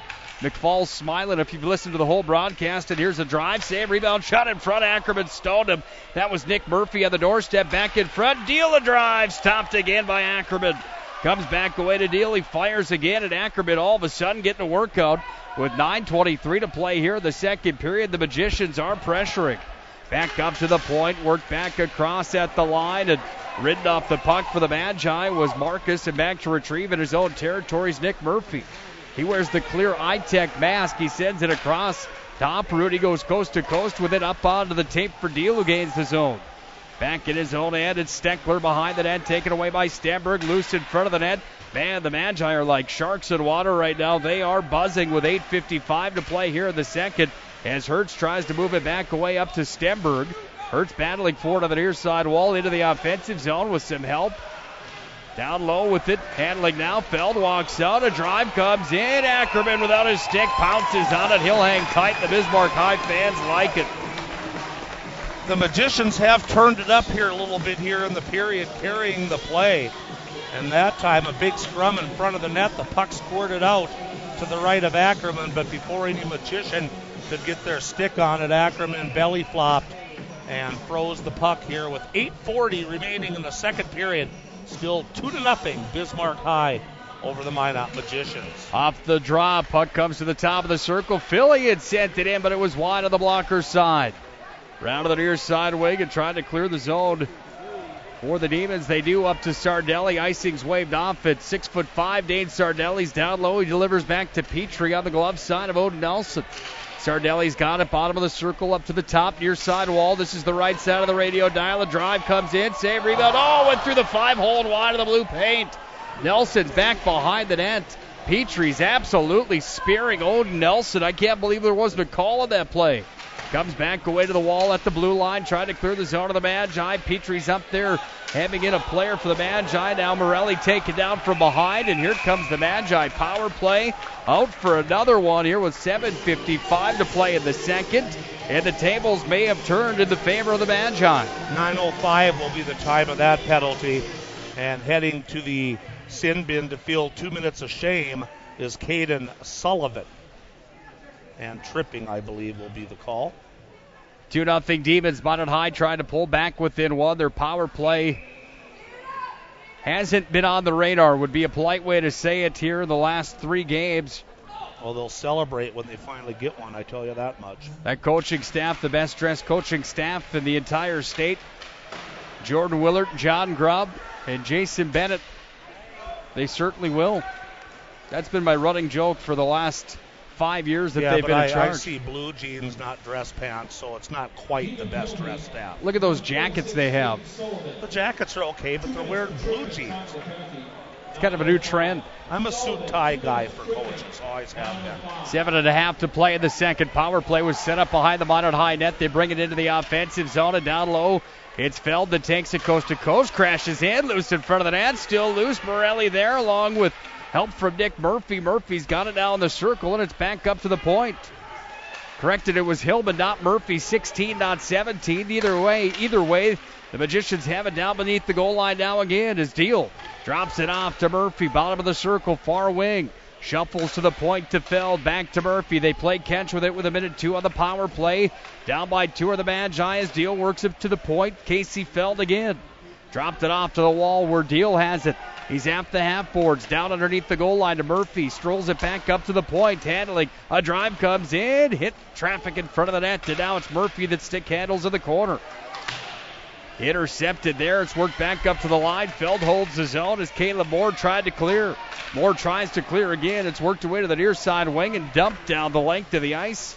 All the way down it came, and the Demons cleared the zone. The Magi will have to reset up shop here with 26 seconds remaining of power play time. Petrie in front to Sardelli. Short-handed, fires one on. Sardelli hit on the play, and Odie Nelson made the stop. Here comes Plemmel. 10 seconds of power play time. Stenberg with him. Philly in the trailer up top. Threw it through the blue paint on the wraparound, but nobody home. Puck comes back to Morelli underneath the net. Bottom of the circle, work back up to Plemmel. Plemmel's crushed at the line by Petrie again, and Petrie has the intensity level turned up to 10.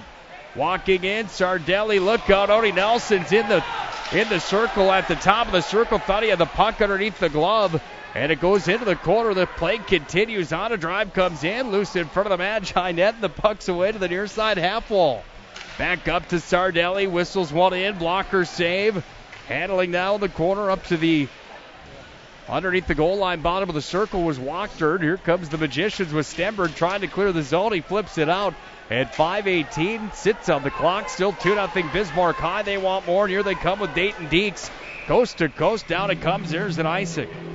The Magicians' power play right there got a couple of good shots down there, Nick. I just think they're getting too far down on the goal line. And when something comes out in front of the net, they're like in the paint or closer to the net. They're not back far enough to get the pass and take the shot, but they've been pretty aggressive, and they did have a pretty good power play that last time. 5:12 remaining, second period, 2-0 Bismarck. Face off, one back to the Magicians' offensive zone, blocker side of the goaltender Ackerman, and it's back behind the Bismarck High net where Olheiser has it. Hunter Cope pushed it to the far side. It's taken here by Caleb Moore, held it at the line by Thongfen, and he delivers it back behind the cage. Under 5 to play in the second. Good hockey game tonight in the West Region. Two hockey teams going at it hard tonight. Back and forth, teeter-totter affair in this one. Puck is up and out of play, and we'll have a face-off coming back right at the blue line with 4:42 to play here in the second. Still 2-0 Demons. Grand Forks Red River leads Fargo North 2-0 at the end of the first period in boys hockey. Thanks to Bob Gillen, the North Dakota High School statistician. He's been doing that, I think, for 94 years, 92 years. I can't remember exactly how many years it's been. Maybe it's closer to 20-something, 22. Well, he definitely deserves a lot of credit. Again, the amount of unreal work that he's done to promote high school hockey players, I think, is the big thing. Having those stats available to coaches at the next level is, in my mind, the number one key to having kids be seen and to be talked about. We live by it here. Without it, I would have not done all the unbelievable, awesome prepping that I did before the game. Must have been 12 to 13 hours you put in getting ready for this one tonight. Yeah, it's unbelievable how much time. I didn't even sleep last night as I was prepping. 4:10 to play here in the second as Mr. McFall asked for a pen when we walked into the arena tonight. Actually, I slept like a baby because the Vikings got beat. It was a great night last night. Offensive zone for the Magi. It's Deal, top of the circle. Delivers back down low, and it's Stenberg on the retrieve underneath the net. Tied up down in deep by Caleb Moore for the Demons, and here come the Demons back up to center ice, and it's Krug.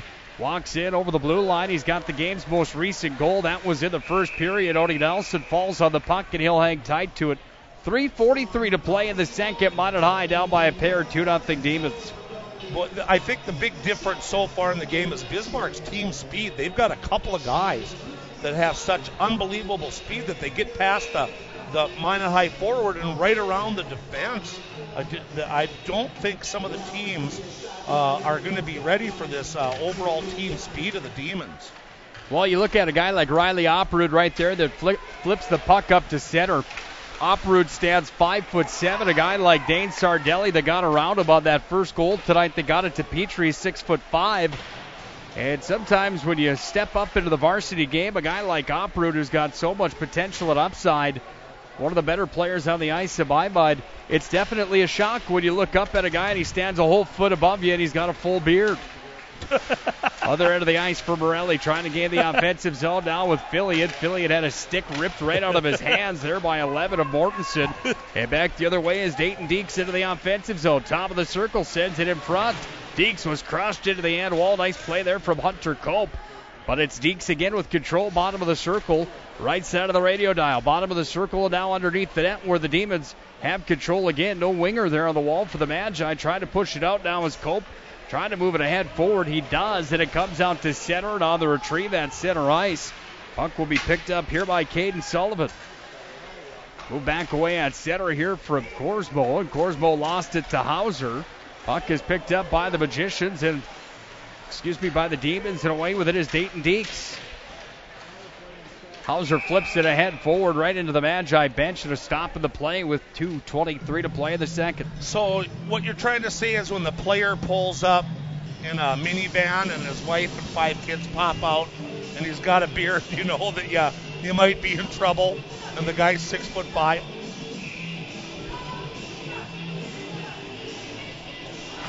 Absolutely. 2-0, Bismarck High with the lead. Thanks for joining us tonight on 1390 KRRZ AM and at ProStyleProduction.com. Icing on the Mad Giants. Going to come all the way back into Minot High territory. The faceoff coming on Odin Nelson's blocker side.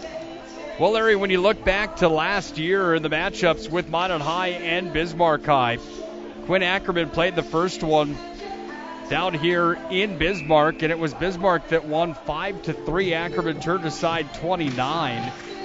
When the Demons came to Minot, they had better luck. They won 6-0 off the faceoff. Petrie lost his helmet, so we're going to face it off again. The Demons came to Minot and they won 6-0. It was Ackerman with 23 saves in that one. And then in the West Region semifinals, it was a 4-1 win for the Bismarck High Demons. And they had the season-long sweep of the Magi. That was 2-1 going into the third, and then they scored a power play goal to make it 3-1. I believe they got an empty net at the end of that game, too. So that was a well-played game. The best game that Minot played against Bismarck High last year. Odie Nelson turned aside 40 in that contest, by the way. Puck is taken here at center ice, and Deal dumps it down into the offensive zone. Just under 2 minutes to play in the second. Krug's got a goal tonight, so does Petrie. Nobody on the board for the Magi. That's where we sit at 2-0 as Witzke's got it behind his own end. He works it up the near side wall. And look out, here comes Sardelli. He's got Petrie with him. Petrie with the puck off to Sardelli in front of Nelson. He scored. And it's 3-0 as Petrie delivers to Sardelli. Tic-tac-toe they go. And how about Dane Sardelli adds another point to the season-long point total. He's going to climb the ladder in the state. He's got 15 now. That will propel him into second in scoring in North Dakota. That goal comes at the 15-20 mark here of period number 2. As Nick said, Sardelli from Petrie. A 2-on-1 break, and Petrie waited and then got it over to Sardelli, and Sardelli did his magic 2 feet outside of the blue paint. And now the Magicians are in trouble at 3-0. Here's Dan Durkee on the call as the Magi pick it up back in behind their own territory. They push out to center. Petrie trying to hold the zone. Witzke's going to get an assist as well, and here come the Demons back in, but they're offside, so we'll face it off at neutral. $1:19 to play in the second, 3-0. Bismarck High with the lead on Dane Sardelli's 15th point of the year. Boy, if he keeps going and stays healthy, he might have just a heck of a season here down in the capital city. Well, if you've got 15 points in 5 games and you've played some stiff competition, you know the future's bright. And just by watching him skate in warm-ups, you know that the future is bright for him as the puck is back in behind the net. Are we going to have a call on the play? Hand pass possibly. We'll wait and see what the official call will be. Somebody must be holding the door open because it went from 65 degrees down to about 40 in here real quick. Yes, it sure did. Didn't it? Brent Morcus was here tonight stopping in. He delivered a plate full of cookies for Mr. McFall and myself. Cookies. That was awesome. Thanks, Brent. Happy birthday. Brian Peterson's here, a teammate of mine on the first 2 seasons of Minot High hockey. Came to the game here tonight. Brian lives in Bismarck and in California. Kind of has 2 places he hangs out at. Back beneath the net, Caitlin Petrie tried to set it in front to Sardelli, and up it comes now for Plemmel. Forward it comes. There's going to be an icing on the play. Now the arm is in the air. Are we going to have an icing or an interference call here? Interference, I believe, and that's going to be called at 16:11. And it's going to go on Bismarck again. That's the 4th penalty on Bismarck today. They must have found out that Minot has trouble scoring on the power play, so they just told their players to take as many penalties as possible. Power play comes out. The Magi use Feld along with Bone break at the point. You've got Hillman up front with Deal, the centerman, and on the far side it's Nick Murphy on the wing. Dane Sardelli in on the draw for the High Demons. Bismarck High's up 3-0. If you're just joining us tonight, Caleb Petrie and Dane Sardelli showing why they're two of the best in the West. Two of the best in the state of North Dakota. Deal's got the puck underneath the goal line, back to the point. Bone break across he comes. Feld handles here. Petrie scored the first. Krug scored the second. Sardelli with the third. Handling now back at the point. It's Feld that delivers back to Nick Murphy underneath the goal line, walking out. Here's a drive. Deal save. Rebound loose in front. Crash and bang. Shot. They score. Nick Murphy tucks it home. And the Magi are on the board on a power play goal. The Magicians celebrate as Nick Murphy picks up point number 2 on the year. And the Magicians are back within 2, 16:37 will be the time of that goal for the Magicians. We'll wait to hear the goals and the assists, and that was a power play goal, Nick. Power play tally for the Magi, and it's Nick Murphy. They got the monkey off their back. Assist to number 24, Mason Deal. Deal gets the assist on the goal by Murphy, correct?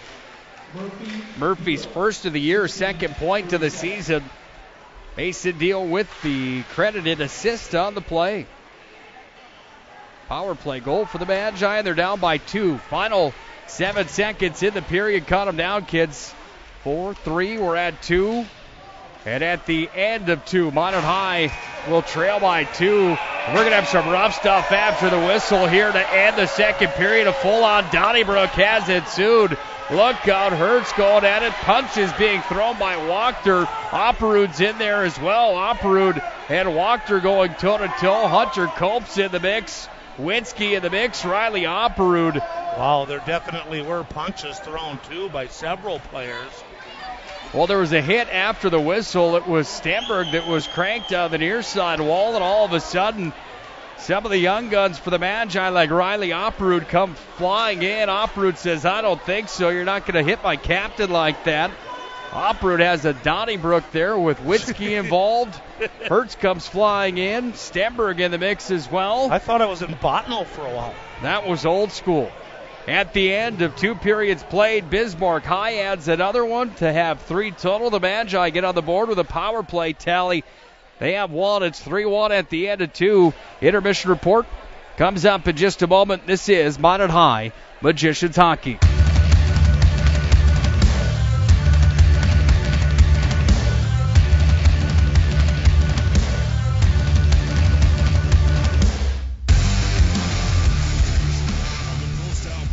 Broadcast Network is brought to you by IMM, Minot's finest collision center, Premier Chiropractic, Ralph's Plumbing and Heating, Qdoba Mexican Grill, Shields, Buffalo Wild Wings, Vibeto Orthodontics, Duffy's Hockey and Sports, Bremer Bank, the Minot Hockey Boosters, the UPS Store, Planet Pizza, United Agronomy, Homesteaders, First Western Bank and Trust, Granite Springs, and First International Bank.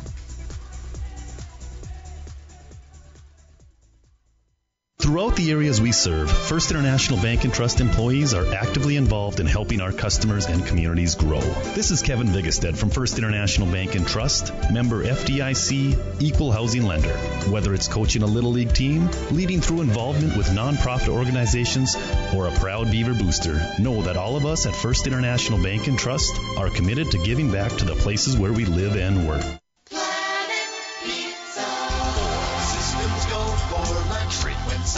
Time's up front. T-minus now, it's time for Planet Pizza. With lots of space for fun, there's room for everyone. From me and Mary to Planet Pizza. Space for fun. Planet Pizza. Planet Pizza. Hi, my name is Marshall Knop. I'm the manager of the UPS store here in Minot. It's time to make sure your holiday gifts arrive on time and unbroken. It's why at the UPS store we offer our pack and ship guarantee. We can pack, ship, Insure your item and get it there on time. 100% guaranteed. If anything were to happen, you're covered, and so is your package. So ship away for the holiday. For the finest in packing and shipping, the UPS Store. We're at 1940 South Broadway or online at theupsstore.com. ProStyleProduction.com. Hello, I'm Steve Funningsland, consumer lender at First Western Bank and Trust and sports enthusiast. Employees at First Western know the importance of teamwork in their day-to-day banking duties to best serve the community. I know the Minot and surrounding area high school and college athletic teams know the importance of teamwork as well. We want to wish all local teams good luck in their athletic endeavors this year. Stay safe on the courts, on the fields, on the rinks, and in the gyms. We look forward to watching you succeed. With familiar faces you know, who know you by name, First Western Bank and Trust, you can bank on us, member FDIC, equal housing lender. 10. This presentation on the Pro Style Production Broadcast Network is brought to you by IMM, Minot's finest collision center, Premier Chiropractic, Ralph's Plumbing and Heating, Qdoba Mexican Grill, Shields, Buffalo Wild Wings, Vibeto Orthodontics, Duffy's Hockey and Sports, Bremer Bank, the Minot Hockey Boosters, the UPS Store, Planet Pizza, United Agronomy, Homesteaders, First Western Bank and Trust, Granite Springs, and First International Bank. They travel together, but in separate vehicles. The voices of Magi Hockey. Here's Nick Hulberg and Larry McFall.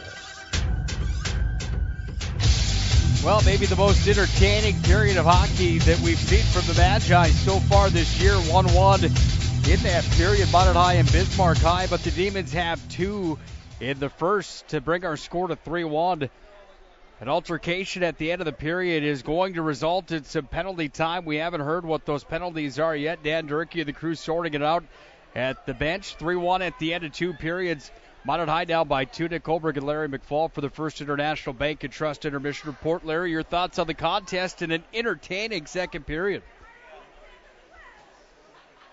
Yes, it was, and I was also going to say that they don't upload the rink writer here, so unless we hear Dan say it, we're not going to know who got all those penalties. So we'll try to keep you posted, but we might not know that until later on tonight.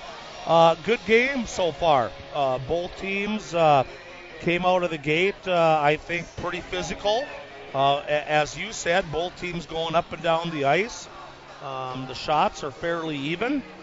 And once again, Minot High's lack of power play scoring at that first period hurt them, but now finally they got the monkey off the back. They got the power play goal at 16:37 of the second period by Murphy from Deal. So that's gone. They broke the 5-period scoreless streak down here in the capital city in the last 5 days. That's gone. Now we'll see if they can battle in the third period and try to get a couple of more goals to tie this up. Odin Nelson, 7 saves in the second period to go with 11 in the first for a game total of 18. And for Bismarck, we had Ackerman 8 saves in the first, 7 in the first, 8 in the second for a game total of 15. Penalties right now, the Magicians have been whistled twice, and Bismarck has got 4 penalties. So we're going to go down to the third period to decide this one. Should be fun. We'll take a break on our First International Bank and Trust Intermission Report. When we come back, Larry's going to tell you about the time that 26 Rabbits ended up on the ice down in Bismarck for a Minot High Bismarck High game. True story. Comes up next. 3-1 at the end of 2. This is the First International Bank and Trust Intermission Report. This is Minot High Magicians Hockey.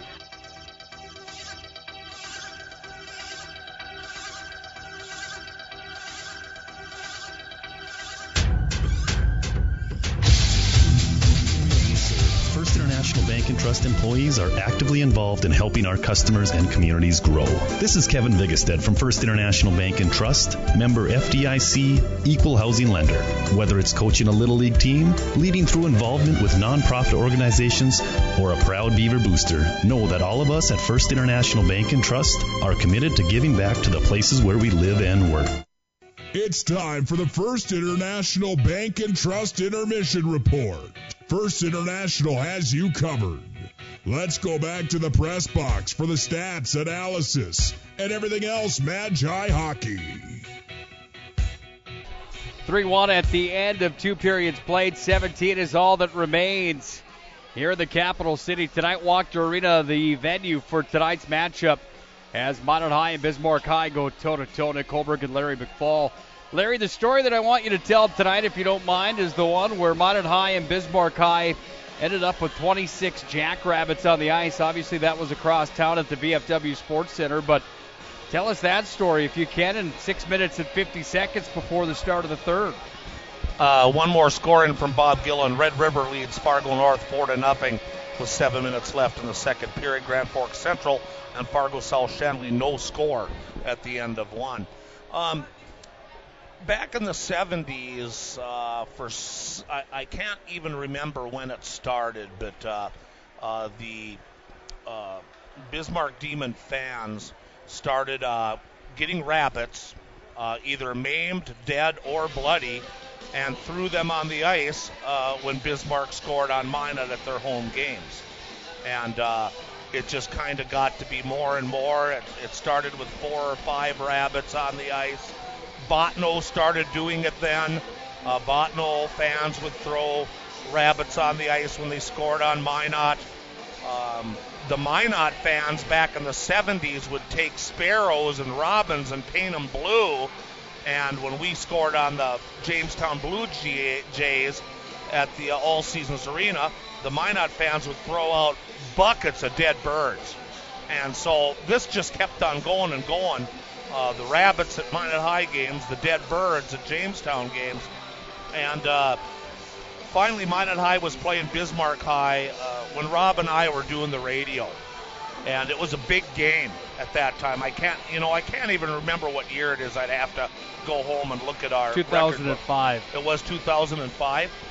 Because of a conflict on all of the channels on radio, because we didn't have Pro Style, we didn't have your company back then. We were all radio station.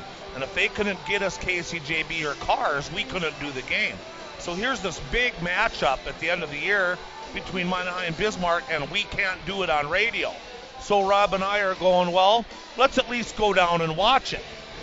So we go down and we're standing in the curling rink end down on the ground watching this Minot High Bismarck game, just a battle, and nobody scores.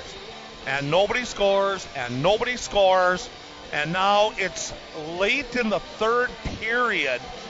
Once again, I can't remember who scored the goal for Minot. I think it was Tyler Lundy, possibly. There you go. It was Tyler Lundy. Tyler Lundy scores kind of on a half a breakaway and makes it 1-0. And the Bismarck fans, realizing that they're probably not going to score, unloaded the rabbits at that time. But the thing is, now let's wind back to the start of the game. We're going up to the press box to visit before we walk on down to watch the game, and we see these kids in the maintenance crew bringing in 3 hockey bags through the ZAM door, and they stuck them under the bleachers. And I'm thinking, why are they putting hockey equipment under the bleachers? That must be the rabbits. So we started thinking, they got to be here. The rabbits are here. So when Minot High scored, the Bismarck fans decided, well, it's now or never. And Nick, 26 rabbits were thrown over the glass by Bismarck fans. Some of them were alive. Some of them were dragging their rear legs. And some of them were dead. And pretty much all of them were bleeding.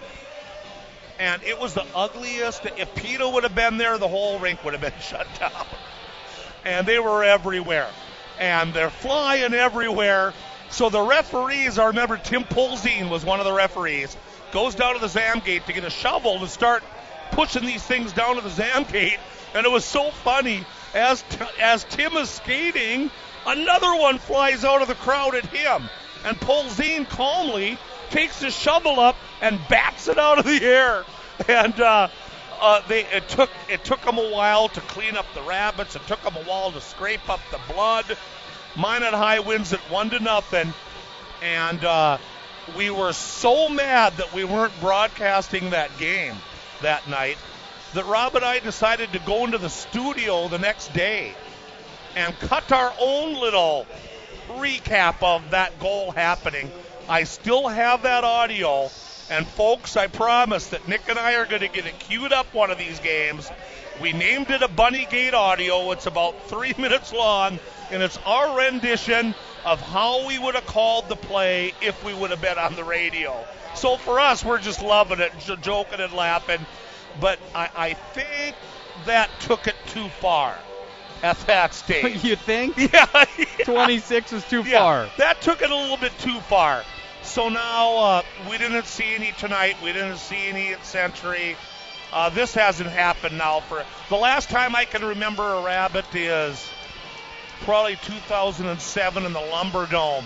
And I'm deathly scared of dead animals. I mean, even when our family cat died, I couldn't get close to it and pick it up. I just can't do that. I've got a phobia with death. So we're in Botno up above the ice in those little wood lofts like you and I broadcast at one time. Somebody tried to throw it on the ice. It bounced off the netting and landed on my desk place up in the rafters in Botno. And I just freaked out. I've got this dead, frozen, bloody rabbit in front of me in the Lumber Dome. I just lost it. I jumped up. I told Rob, I'm done. I'm done. He goes, where are you going? I go, I'm done. Unless you get this rabbit out of here, I'm done. I'm done. If we leave it laying up here, I'm out. So Rob threw it down to somebody, and they got it out of there. Because I just can't stand that stuff. But, 26 dead or half alive maimed rabbits on the ice, and it was quite the scene. Sounds like quite the scene. We got quite the scene in this one as well. It's 3-1 Bismarck High at the end of 2 periods played. Third period is next. We're going to keep it right here and get you geared up for our third and final frame. Thanks for the story, Mr. McFall. That one is a classic. My goodness. That's what I'm talking about. Odie Nelson will be on the left side of the radio dial. Quinn Ackerman on the right side. Minot High from the left to the right for the final frame. Right to left for the Bismarck High Demons. Your buddy Scott Schuster is listening tonight, Nick, so I think you have to cue up the Scott Schuster song of the night. Can we do that at the end of the game? We might be able to try that for you. How you doing, Scotty?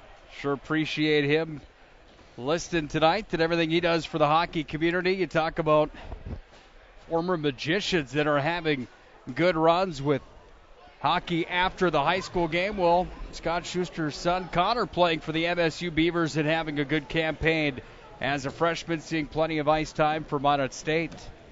Well, at the end of the second period, there was an altercation on the near side wall where Kyler Stenberg was hit at the end of the period. Now, I think they're explaining it to the coaching staffs. Riley Oprud was in there. Stenberg was in there as well. Let's see if those two guys are on the bench for the Magicians. I don't believe they are. Stenberg's on the ice, and there's 5 Minot players on the ice and only 4 Demons. So somehow Bismarck got a 5-minute penalty out of that. Looking to see if I see Oprud, and I don't know if I see Riley Oprud over on the Minot High bench. Well, it's a 5-minute penalty here against Bismarck, so the Magicians have a 5-minute power play. Both game disqualification. Time those penalties, 17 minutes even. So let's sort this out one more time. 23 for Bismarck is Preston Walker. 35 for Bismarck is Zach Stanky. 21 for Minot is Riley Operu. And 19 is Hunter Cope. So Hunter Cope and Riley Oprud have been assessed game disqualifications tonight. And Bismarck's number 23 and 35 have been ejected. And then to boot, a 5-minute penalty on the Bismarck Demons. Puck dumped down on Odie Nelson's glove side. Meanwhile, as we get the call from Dan Durkee, we're a minute into this third period and a minute into the 5-on-4 power play, the major for the Magi. 3-1 the score. Minot High trailing in this one. They control the puck with the power play. Is up to center ice, trying to move it ahead. Odie Nelson's all the way up to the face-off dot, trying to play the puck, holding the zone as Caitlin Petrie across the blue line, strolling with it there.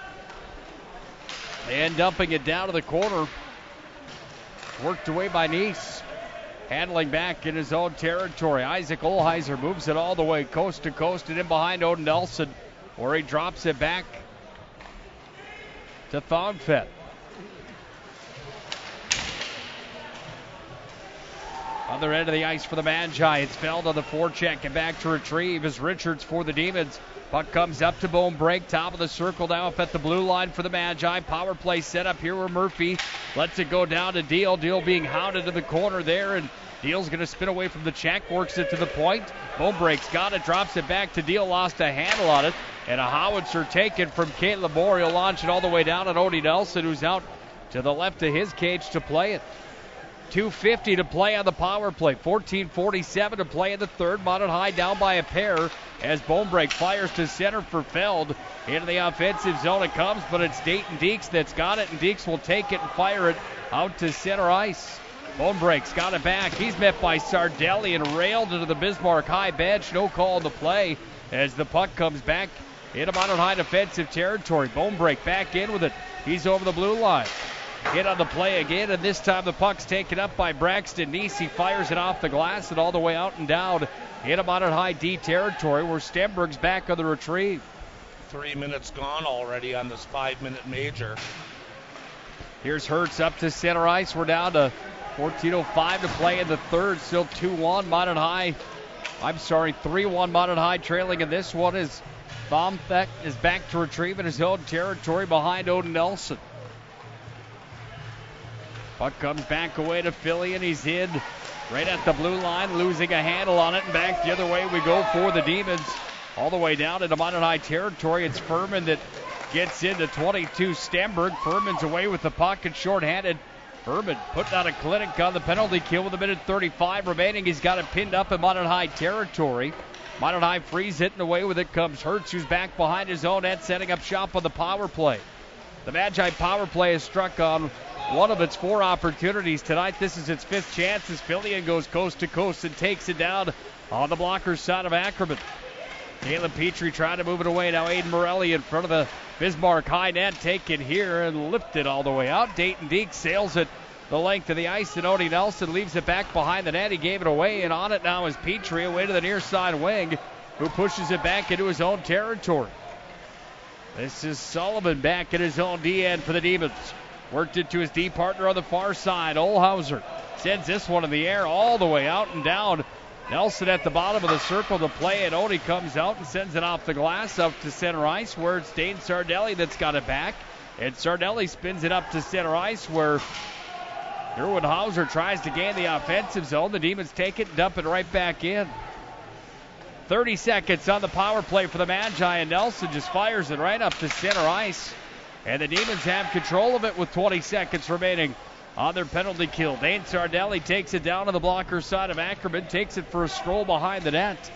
And now Sardelli just sends this one down on Odie Nelson, and Odie's going to be forced to play it as Furman was there on the forecheck, and the faceoff comes with 12:10 to play in the third. 3-1 Bismarck High with the lead, and all but over is the 5-minute power play for the Magi. Bismarck's big guys have been out there killing off the penalty and just doing an outstanding job. It's down to 11 seconds remaining on the power play, 12:10 remaining in the third period, and the Magicians once again snake bit by the lack of power play attack. Off the drop, and Bonebreak's got it. He's going to carry it out to center ice. Deal run into there, and then the puck's taken and moved away into the offensive zone as the Demons come to full strength. Deeks back in behind his own net. Nick Murphy pressuring him, but Deeks is going to carry up. Then Stenberg rails Deeks, but the puck is freed and into the offensive zone. It's Braxton Neese that handles. He fires on, and the stop is made from Odin Nelson. He went into the butterfly and gobbled it up. And after about 5 minutes, that's the first shot on goal here in the third period for either team. A lot of that play was in the neutral zone on the power play, and the Demons successfully kept on just dumping it down the pond. Minot High on the year has been outscored 9-7 on the season. Drive from the line, Odie Nelson will corral that and hang tight to it. Bismarck High, on the other hand, outscored their opponents 23-7. Here in the 2018 campaign so far, 5 games into it. Bismarck High leads this one 3-1 with 11:40 remaining here in the third. You figure the Magicians have to start pinching here a little bit now and trying to make something happen when they get it into the zone. Drive comes in on Odie Nelson. He'll make the save, and the faceoff will come back on his glove side. Well, when you look at Odie Nelson, what he did last year for the Magi, Nelson finished his junior campaign sitting on a record of 8-10-1. He had an 87% save percentage and a 3.13 goals against average. Trying to climb those numbers up here tonight. Odie's played well for the Magi. Trying to keep him in it right now. 11:20 to play here in the third period. Shots have been pretty equal in this one here tonight, Larry. If our next whistle, if you want to update us on what those are coming into the third period, it'd be fantastic. They were even in the second, weren't they? The second period, the shots were 9 for Bismarck, 8 for Minot. So right at it here on the near side wing, it's Feld at the half wall. Puck chipped up and pushed out to center where Hertz has it. Off to Morelli and sends it back in. Deeks on the retrieve in his own territory. 10:40 to play here in the hockey game. That's regulation time, of course, as 13 steps in for the Demons. That's Dayton Deeks in. It's gloved by Odie Nelson. He'll gobble up another one. It's a 1-on-4 breakaway for skater number 13, Deeks. 4 Magicians were back, so he just let that go from the top of the circle and hoped for good things to happen. Face-off will be to the right of Nelson. 10:42 remaining. Period number 3. It's 3-1 Demons. Bone break back on the retrieve in his own territory. Takes it back behind the net. Flemmel trying to push it ahead forward. Flemmel's crushed right at the blue line as Caleb Petrie delivers a big one there, and it comes back in behind Odie Nelson on the retrieve. It's Bone break that's pinned up against the end wall by Furman. Sardelli on the forecheck. It's Bone break trying to clear it. Comes back away on the far side wall. Sardelli out with it. Center slot. Sardelli battling for it. Comes back up to neutral. And on the retrieve back at center ice for the Demons is Isaac Olheiser. He skates it back into his own territory. Hunter Cope and Riley Oprud ejected from tonight's hockey game. That's one of those morale things, though, where you don't mind seeing a guy like Oprud or Cope coming in and standing up for teammates. Obviously, you don't want to see him ejected from a hockey game, but they did what they felt was right, and that was step up for their senior captain and Kyler Stenberg, who was checked from behind on the play. 2 Demons tossed from this one as well. Fired in from center ice. Blocker set on Elson. The puck lays where Thongfed tries to move it up to center. Hauser walks in over the line. He trips over the blue line as he's hounded there by 24. That's Fisher back behind the net. Sent in front by the Magi, but out to center it comes for Dayton Deeks again. Delayed call coming on the Magi, and the Demons will go to the power play for the third time here tonight. Interference will be the call, and that penalty comes at the 7:45 mark here of period number 3. And a rare power play for the Demons. Face-off will come on Odin Nelson's blocker side. 9:15 to play here in the third period. Well, Mike Peluso, the head coach of the Bismarck High Demons, played in the National Hockey League for the Chicago Blackhawks and Philadelphia Flyers. First Bismarck native to ever don an NHL jersey. Ever don a pro jersey in any of the 4 major sports. Of course, Carson Wentz, now quarterback in the NFL, played at Bismarck Century. Peluso played his high school hockey at Bismarck High. If you don't remember, Peluso went toe-to-toe against Tom Fillion in the 92 state title game. Peluso was a senior. Fillion was a junior. Peluso went on to play at University of Minnesota Duluth. Back in behind the net. handled here by the Demons. Don't quote me on that. If Peluso was a senior, I know that Fillion was a junior. Was Peluso a junior or senior? Drive comes in, and the goal is there for the Demons. And Odie Nelson trying to yell at the referee and talk to the refs after that one's in the back of the net. 4-1 on the power play tally. 8:27 the time of that power play goal for the Demons.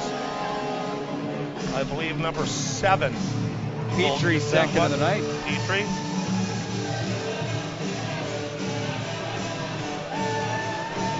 Don't forget Les Jepson from Bowbells in the NBA. Dave Osborne from Pandu played for the Minnesota Vikings. And Jim Kleinsaucer from Carrington played for the Vikings. Do you know, was Peluso a senior or junior that year that Minot High played Bismarck High in the state title game? Do you recall that? Do I recall it? Peluso was a junior. They were both juniors then. Yeah. At the line. He might have been a senior. Peluso was a senior with Thiel and Vig. Back behind the net, the Demons have control again, offensive zone. Deeks worked it back up. What I originally thought that I started overthinking for a minute. We'll find out. We'll have that answer for you the next time these two teams get together, which is only a week away. Back here in Bismarck. Big hit right at the blue line. As the puck taken here by Philly, and he dumps it in back behind Ackerman. Around to the far side wing. It's going to be gobbled and worked here by Landon Fishers, trying to move it up to center ice with the help of Petrie. Ahead, the Demons come with Sullivan. They dump it in. Odie Nelson's out to play it. We've got a scrum with Hillman going at it there with 26, Sullivan. And Hillman and Sullivan throwing some bombs at each other as there was a hit right inside the blue line. Telling you that Hillman kid plays with an edge, and he's showing it there. He goes to the sin bin. Sullivan to the box as well. 9:26. Time of those coincidental penalties to Minot High and Bismarck High. The old school rivalry seems to be back just a bit in this one. 2 ejections tonight, and that's going to be roughing penalties on Hillman and Sullivan, like Larry mentioned. 7:34 to play in the third. 4-1. Minot High's down to this one. A drive on the one-timer from the line. That one hammered in from Olheiser. Nelson stopped it. Back behind the net. Fisher works out. Top of the circle he comes. Takes it ahead. It's going to be picked up here by Nick Murphy up to Deal. He tries to move it ahead forward down into the offensive zone, but back on the retrieve is Olheiser. And Olheiser had his pocket picked by Stenberg. Stenberg used the hand to play the puck. No call to play. They keep it going as it's tied up underneath the goal line of the blocker's side of Quinn Ackerman. 7 minutes on the dot to play in the third. Out with it comes Stenberg. Chipped ahead forward by the Demons and back at center ice. It's Krug who got the game's first goal, was on the forecheck, but the Magi took it and dumped it right back in. 6:47 to play in the third period. Stenberg dumps it down into the offensive zone, back behind Ackerman, and on the retrieve is Olheiser behind his own net. Demons trying to clear their own end as the puck is taken and chipped ahead forward there by the Magi. That's Jaden Luck in the lineup for the Magi tonight. Out on his first shift as the puck is chipped ahead forward by the Magi.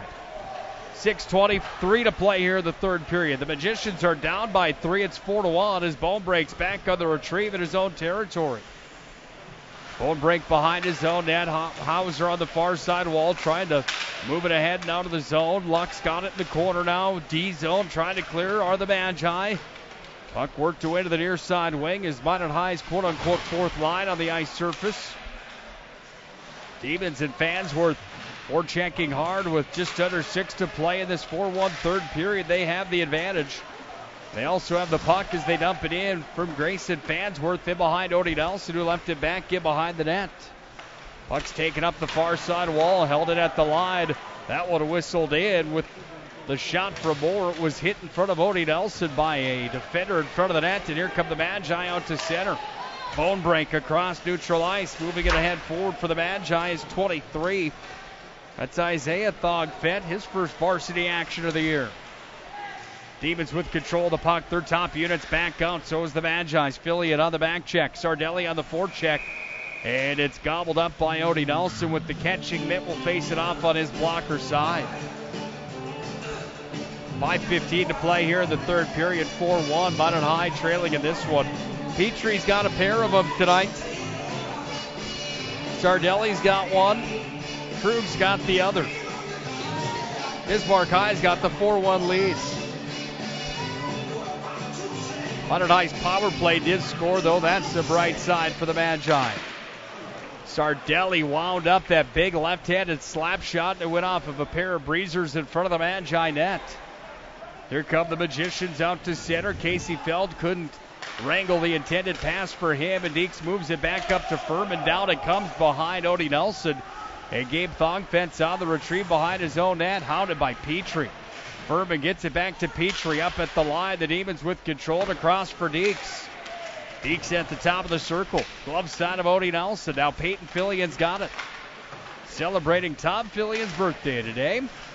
Puck comes back away to Sardelli, top of the circle, offensive zone. Glove side of Nelson. We're down to 4.5 to play in the third.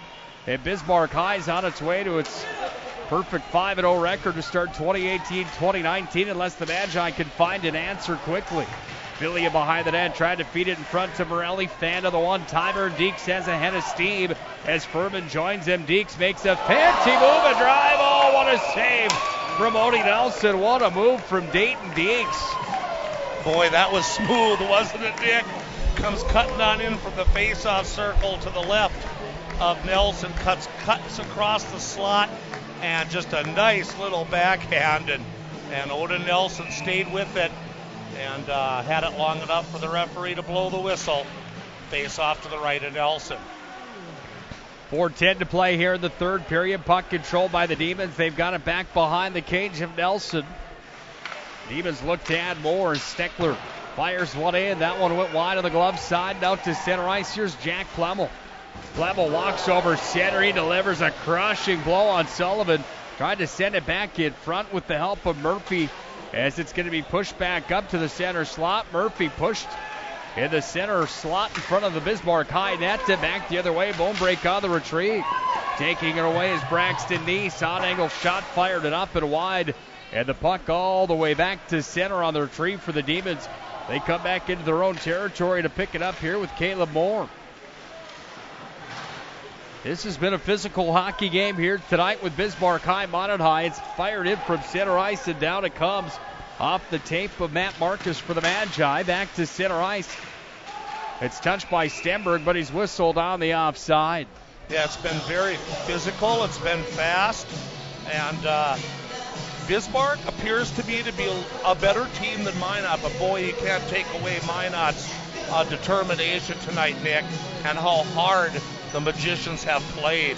They've really tried their best to stay in this game. Everyone's still working right now. There hasn't been any quit in Minot High tonight. Hillman has a big hit at center as he fires one on Caleb Moore. Not before Moore dumped it into the offensive zone. We're under 3 to play in the third. Out at center ice, the Demons with control of the puck. They dump it into Minot High territory. Thongfett was at the blue line. He moved it up to Deal. Deal crossed over center. He was railed there on the hit from Big Landon Fisher.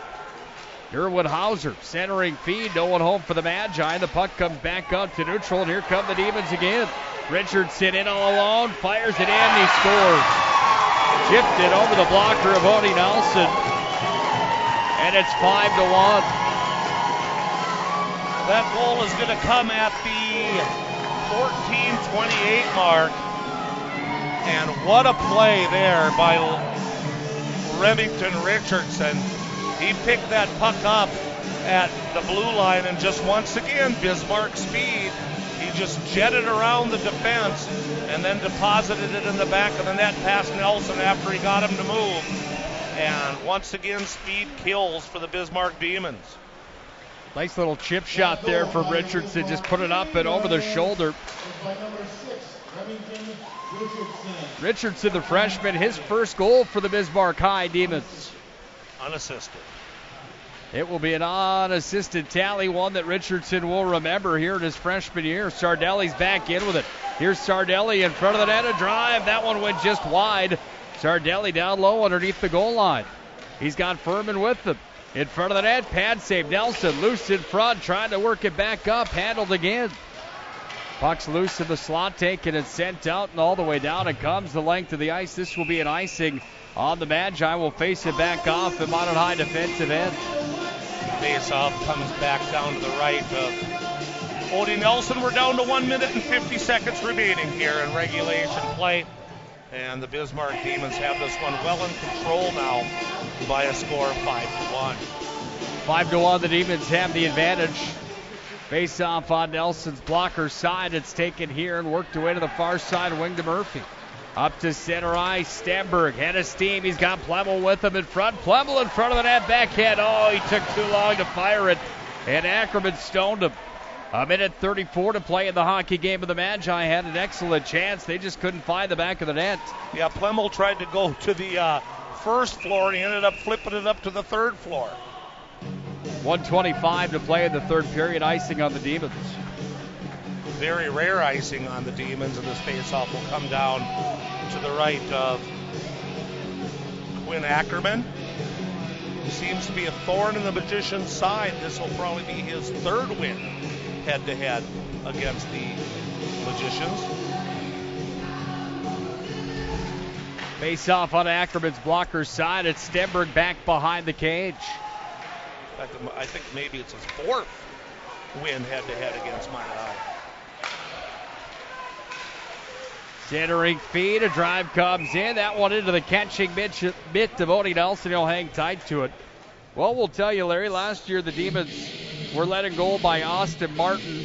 He got the 3-1 win down here last year. It was Quinn Ackerman that got the start in the Magic City, but it was Austin Martin again that saw the Magicians at the region tournament. That's not right. It was Ackerman. This will be the third Ackerman win. Played the game down here, I believe, when we came down to Lockton. Dan Durkee's 1 minute remaining call. This will be the fourth win for Ackerman. You're correct. Of course I'm correct. 50 seconds to play here, the third. 5-1, Minot High trailing in this one. Well, you never like losing to the Bismarck High Demons. It's always a long hour-and-a-half drive back up 83. Some positives. Especially with me in your vehicle. It's a real long drive for you, pal. Positives to take out of this one here tonight. Dumped all the way down the length of the ice by the Demons. There's an icing.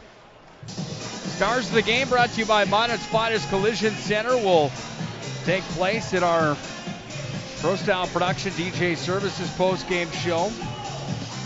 And without a doubt, Caleb Petrie, Dane Sardelli have to be at the top of that list, don't they? My goodness. They've had a good game. They've been the best players on the ice, in my mind, hands down in this one here tonight. And Sardelli, we knew he was going to be a guy that they were going to have to watch. We'll figure out who they are, Larry. We'll have the entire recap. We'll talk about the next matchup with Jamestown. 10 seconds to expire this one. First matchup of 3 in the regular season with the Demons is going to favor Bismarck High tonight, 5-1. That's how it will end. Here's the horn. And the Magi are going to fall on the year to a record of 1-3 in the West, 2-3 overall. The Demons remain perfect. They're 3-0 in West Region play. They move to 5-0 overall on the year. Final score tonight, 5-1 in favor of Bismarck High. Let's go to the Pro Style Production DJ Services postgame show. The Demons win tonight in the West Region Affair. We'll tell you how they did it next. This is Minot High Magicians Hockey. This presentation on the Pro Style Production Broadcast Network is brought to you by IMM, Minot's Finest Collision Center, Premier Chiropractic, Ralph's Plumbing and Heating, Qdoba Mexican Grill, Shields, Buffalo Wild Wings, Vibeto Orthodontics, Duffy's Hockey and Sports, Bremer Bank, the Minot Hockey Boosters, the UPS Store, Planet Pizza, United Agronomy, Homesteaders, First Western Bank and Trust, Granite Springs, and First International Bank. Throughout the areas we serve, First International Bank and Trust employees are actively involved in helping our customers and communities grow. This is Kevin Vigestad from First International Bank and Trust, member FDIC, equal housing lender. Whether it's coaching a Little League team, leading through involvement with nonprofit organizations, or a proud Beaver booster, know that all of us at First International Bank and Trust are committed to giving back to the places where we live and work. Planet Pizza. Systems time to crunch. T-minus now, it's time for Planet Pizza. With lots of space for fun, there's room for everyone. From me and Marianne to Planet Pizza. Space for Planet Pizza. Planet Pizza. Hi, my name is Marshall Knop. I'm the manager of the UPS store here in Minot. It's time to make sure your holiday gifts arrive on time and unbroken. It's why at the UPS store we offer our pack and ship guarantee. We can pack, ship, insure your item, and get it there on time. 100% guaranteed. If anything were to happen, you're covered, and so is your package. So ship away for the holiday. For the finest in packing and shipping, the UPS store. We're at 1940 South Broadway or online at theupsstore.com. ProStyleProduction.com. Hello, I'm Steve Funningsland, consumer lender at First Western Bank and Trust and sports enthusiast. Employees at First Western know the importance of teamwork and their day-to-day banking duties to best serve the community. I know the Minot and surrounding area high school and college athletic teams know the importance of teamwork as well. We want to wish all local teams good luck in their athletic endeavors this year. Stay safe on the courts, on the fields, on the rinks, and in the gyms. We look forward to watching you succeed. With familiar faces you know, who know you by name, First Western Bank and Trust, you can bank on us, member FDIC, equal housing lender. It's time for the Pro Style Production DJ Services postgame show. Make your event pro style with the Pro Style Production DJ Services team.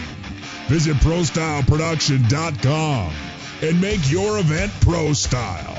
Now, the Pro Style Production postgame show. Here's Nick Hulberg and Larry McFall. 5-1 to the final tonight. Bismarck High gets the win over the Magi from Minot High. Bismarck High and Mike Peluso's club remain perfect on the year. They're 5-0. 3-0 now in conference play. The Magi fall to 1-3 in the West. 2-3 overall. Nick Hulberg with Larry McFall for the Pro Style Production postgame show here tonight. Larry, plenty to report in this one. We've got the recap of the game here. You've got scores from around the state. Where do we begin tonight, Mr. McFall? Well, right here at the Wachter Arena is where we'll start. Bismarck High got on the board first at the 4:59 mark on a goal by Caleb Petrie with an assist by number 17, Dane Sardelli. And we're not done saying those names now. We will repeat those names here in a little bit. At the 13:36 mark, scoring the goal was skater number 16, and that was Alex Krug, unassisted, made the score 2-0. Then in the second period, Bismarck at the 15:20 mark got another goal, this time from Sardelli on the assist by Petrie this time to make it 3-0 Bismarck. And then Minot finally tallies on the power play after going 0 for 10 against Century and 0 for 4 against Dickinson. Finally scores on the power play at the 16:37 mark by Nick Murphy on an assist by 24. Mason Deal. So the Magicians finally getting those power play woes off their back. But then in the third period, Bismarck High again at the 8:27 mark. Once again, it's Caleb Petrie. I did not hear the assist on that goal. That was a power play goal for Bismarck, their first power play goal of the game. And then on a real nice play, Remington Richardson at the 14:20 mark skated on in, cut through the slot, and flipped a pretty backhand over Nelson's shoulder, getting the goal unassisted and finishing off the scoring at 5-1. Penalties, as Nick had said right before the intermission, 2 Bismarck players thrown out of the game with game DQs. Paul Witzke was one of them, number 25. I thought they said 23. I don't It have was Wachter. Was it Wachter? That's correct, yep. Okay.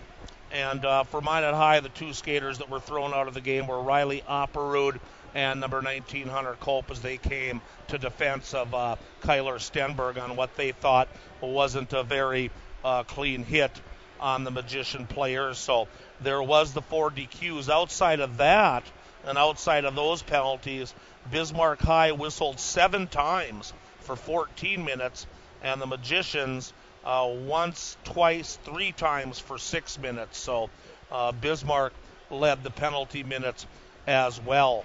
Goaltender saves varied a little bit from what they announced here, but I'm going to go with mine. Odie Nelson had 11 saves in the first, 7 in the second, and 8 in the third for a game total of 26. And for Bismarck, goalie Ackerman, he had 7 saves in the first, 8 in the second, 0 in the third for a game total of 15. Their announcer said that he had 2 saves, but I think one of them went way up over the net, and I can't even remember 2 saves. I had him for 0. So final score 5-1 for Bismarck. Thanks to Bob Gillen, we have some scores to look at real quick here. Grand Forks Central defeats Fargo South Shanley in boys hockey 7-1. Grand Forks Red River has a 5-0 lead on Fargo North with 6:14 left in the third period. And in girls hockey, a bunch of finals. Fargo North South over West Fargo United 4-1. Bismarck beats Mandan 8-2. Thief River Falls over Grand Forks 5-0. The Minot Majets at the Pepsi rink tonight beat Williston 4-1. And the Richland 19U team defeats Dickinson 7-2. And that would be, Richland would be, I believe, Sidney, Montana. Correct. And Richland County, I believe it is. So, but a good game for the Majets as they beat Williston 4-1 tonight back in Minot. Pro Style Production post-game show rolls on. We'll hear the coach's thoughts next. Jordan Willert will join us. Then we'll have our Minot's finest Collision Center stars of the game. 5-1 final tonight. Bismarck High gets the win. This is Minot High Magicians Hockey. This presentation on the Pro Style Production Broadcast Network is brought to you by IMM, Minot's finest Collision Center, Premier Chiropractic, Ralph's Plumbing and Heating, Qdoba Mexican Grill, Shields, Buffalo Wild Wings, Libeto Orthodontics, Duffy's Hockey and Sports, Bremer Bank, the Minot Hockey Boosters, the UPS Store, Planet Pizza, United Agronomy, Homesteaders, First Western Bank and Trust, Granite Springs, and First International Bank. Throughout the areas we serve, First International Bank and Trust employees are actively involved in helping our customers and communities grow. This is Kevin Vigestad from First International Bank and Trust, member FDIC, equal housing lender. Whether it's coaching a Little League team, leading through involvement with nonprofit organizations, or a proud Beaver booster, know that all of us at First International Bank and Trust are committed to giving back to the places where we live and work. Hi, my name is Marshall Knop. I'm the manager of the UPS store here in Minot. It's time to make sure your holiday gifts arrive on time and unbroken. It's why at the UPS store we offer our pack and ship guarantee. We can pack, ship, insure your item, and get it there on time. 100% guaranteed. If anything were to happen, you're covered, and so is your package. So ship away for the holiday. For the finest in packing and shipping, the UPS store. We're at 1940 South Broadway or online at theupsstore.com. ProStyleProduction.com. 5-1 to the final tonight. Bismarck High gets the win over the Magi from Minot High here on their home ice at Wachter Arena. Pro Style Production post-game show. We're now joined by Minot High's assistant coach Jordan Willert. Jordan, Minot High, Bismarck High tonight. This old school rivalry, and it certainly had some thrills and spills, if you will. First of all, your thoughts on a 5-1 hockey game tonight. Power play finally gets a goal, and you guys could shake that monkey off your back. Overall, your overall thoughts on this hockey game tonight against Bismarck High, who's 5-0 on the year? Yeah, I mean, Bismarck High, it's a good, hard-working team. I mean, Peluso's always got them ready to go. I thought in the first period there we were a little lackluster, didn't take care of the puck really well on the back end, and defense need to make some more tape-to-tape passes to help us get out of the zone. And then I think in the second period there, you saw the ice really slant, and I think we kind of took it to them there in the second period. Like you said, power play gets a goal, still not good enough. I mean, one for whatever we were on it, not good enough. We need to hone in on a little bit of some of the small things there, and then you start the third period with a 5-minute power play, and I don't know if we had more than 2 shots. That's a time we were talking to the kids. You're coming from a high emotion there at the end of the second period. You sit in the locker room during the second intermission there, and you kind of lose that get up and go, and then you go out and you got a power play. Like, you still got to have that intensity, still got to work hard. But, overall, I think it, the score might not show, but I think it's a step forward for our hockey team. I think a lot of kids worked extremely hard tonight. Proud of a lot of kids out there, that played extremely hard. I have to ask you, how do you take a situation like that? Hunter Cope and Riley Oprud got served game disqualifications. They came flying in to stick up for the senior captain, who was railed from behind right at center ice at the end of the period. How does a coach in your shoes look at that? What's the message to those guys that, in my mind, I come from cut from the old school cloth of watching the Minot Americans and Minot Top Guns back in the day, and I think they did what they should have done. What's the word to those guys after a situation like that? Well, as a high school coach and high school teacher, you don't condone any sort of fighting, but you definitely condone stepping up for your teammates and having each other's backs. That's what hockey kind of teaches. That's what hockey's about. It's a brotherhood, and we just told them, nobody's mad at you. Don't fight, don't get in fights, but you also need to stick up for your teammates, and we're proud of them on that front. Fine line on that one. Final thing for you tonight, moving forward in a matchup with Jamestown. When you guys head into the Pepsi rink on Saturday afternoon, how crucial is another nice performance like you had in the second period, maybe, if you could pick up where you left off there against a Blue Jays team that's always tough to play? Yeah, well, from one rivalry to another, right, Nick? I mean, Jamestown and Minot go way back.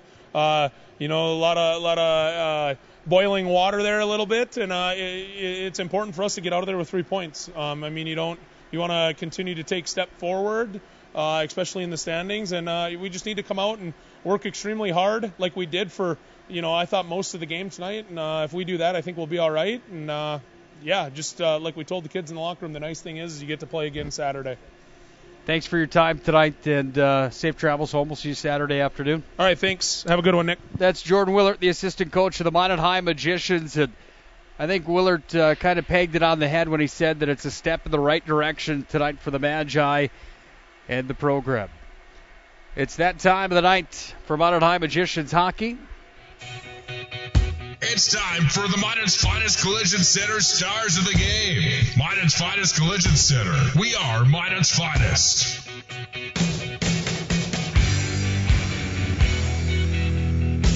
5-1's the final tonight. Bismarck High gets the win. It's time to announce our stars of the game in this one. And not an easy choice tonight, and something that we're kind of prideful on is giving credit where credit's due tonight, and I think that's what we'll do with our stars of the game.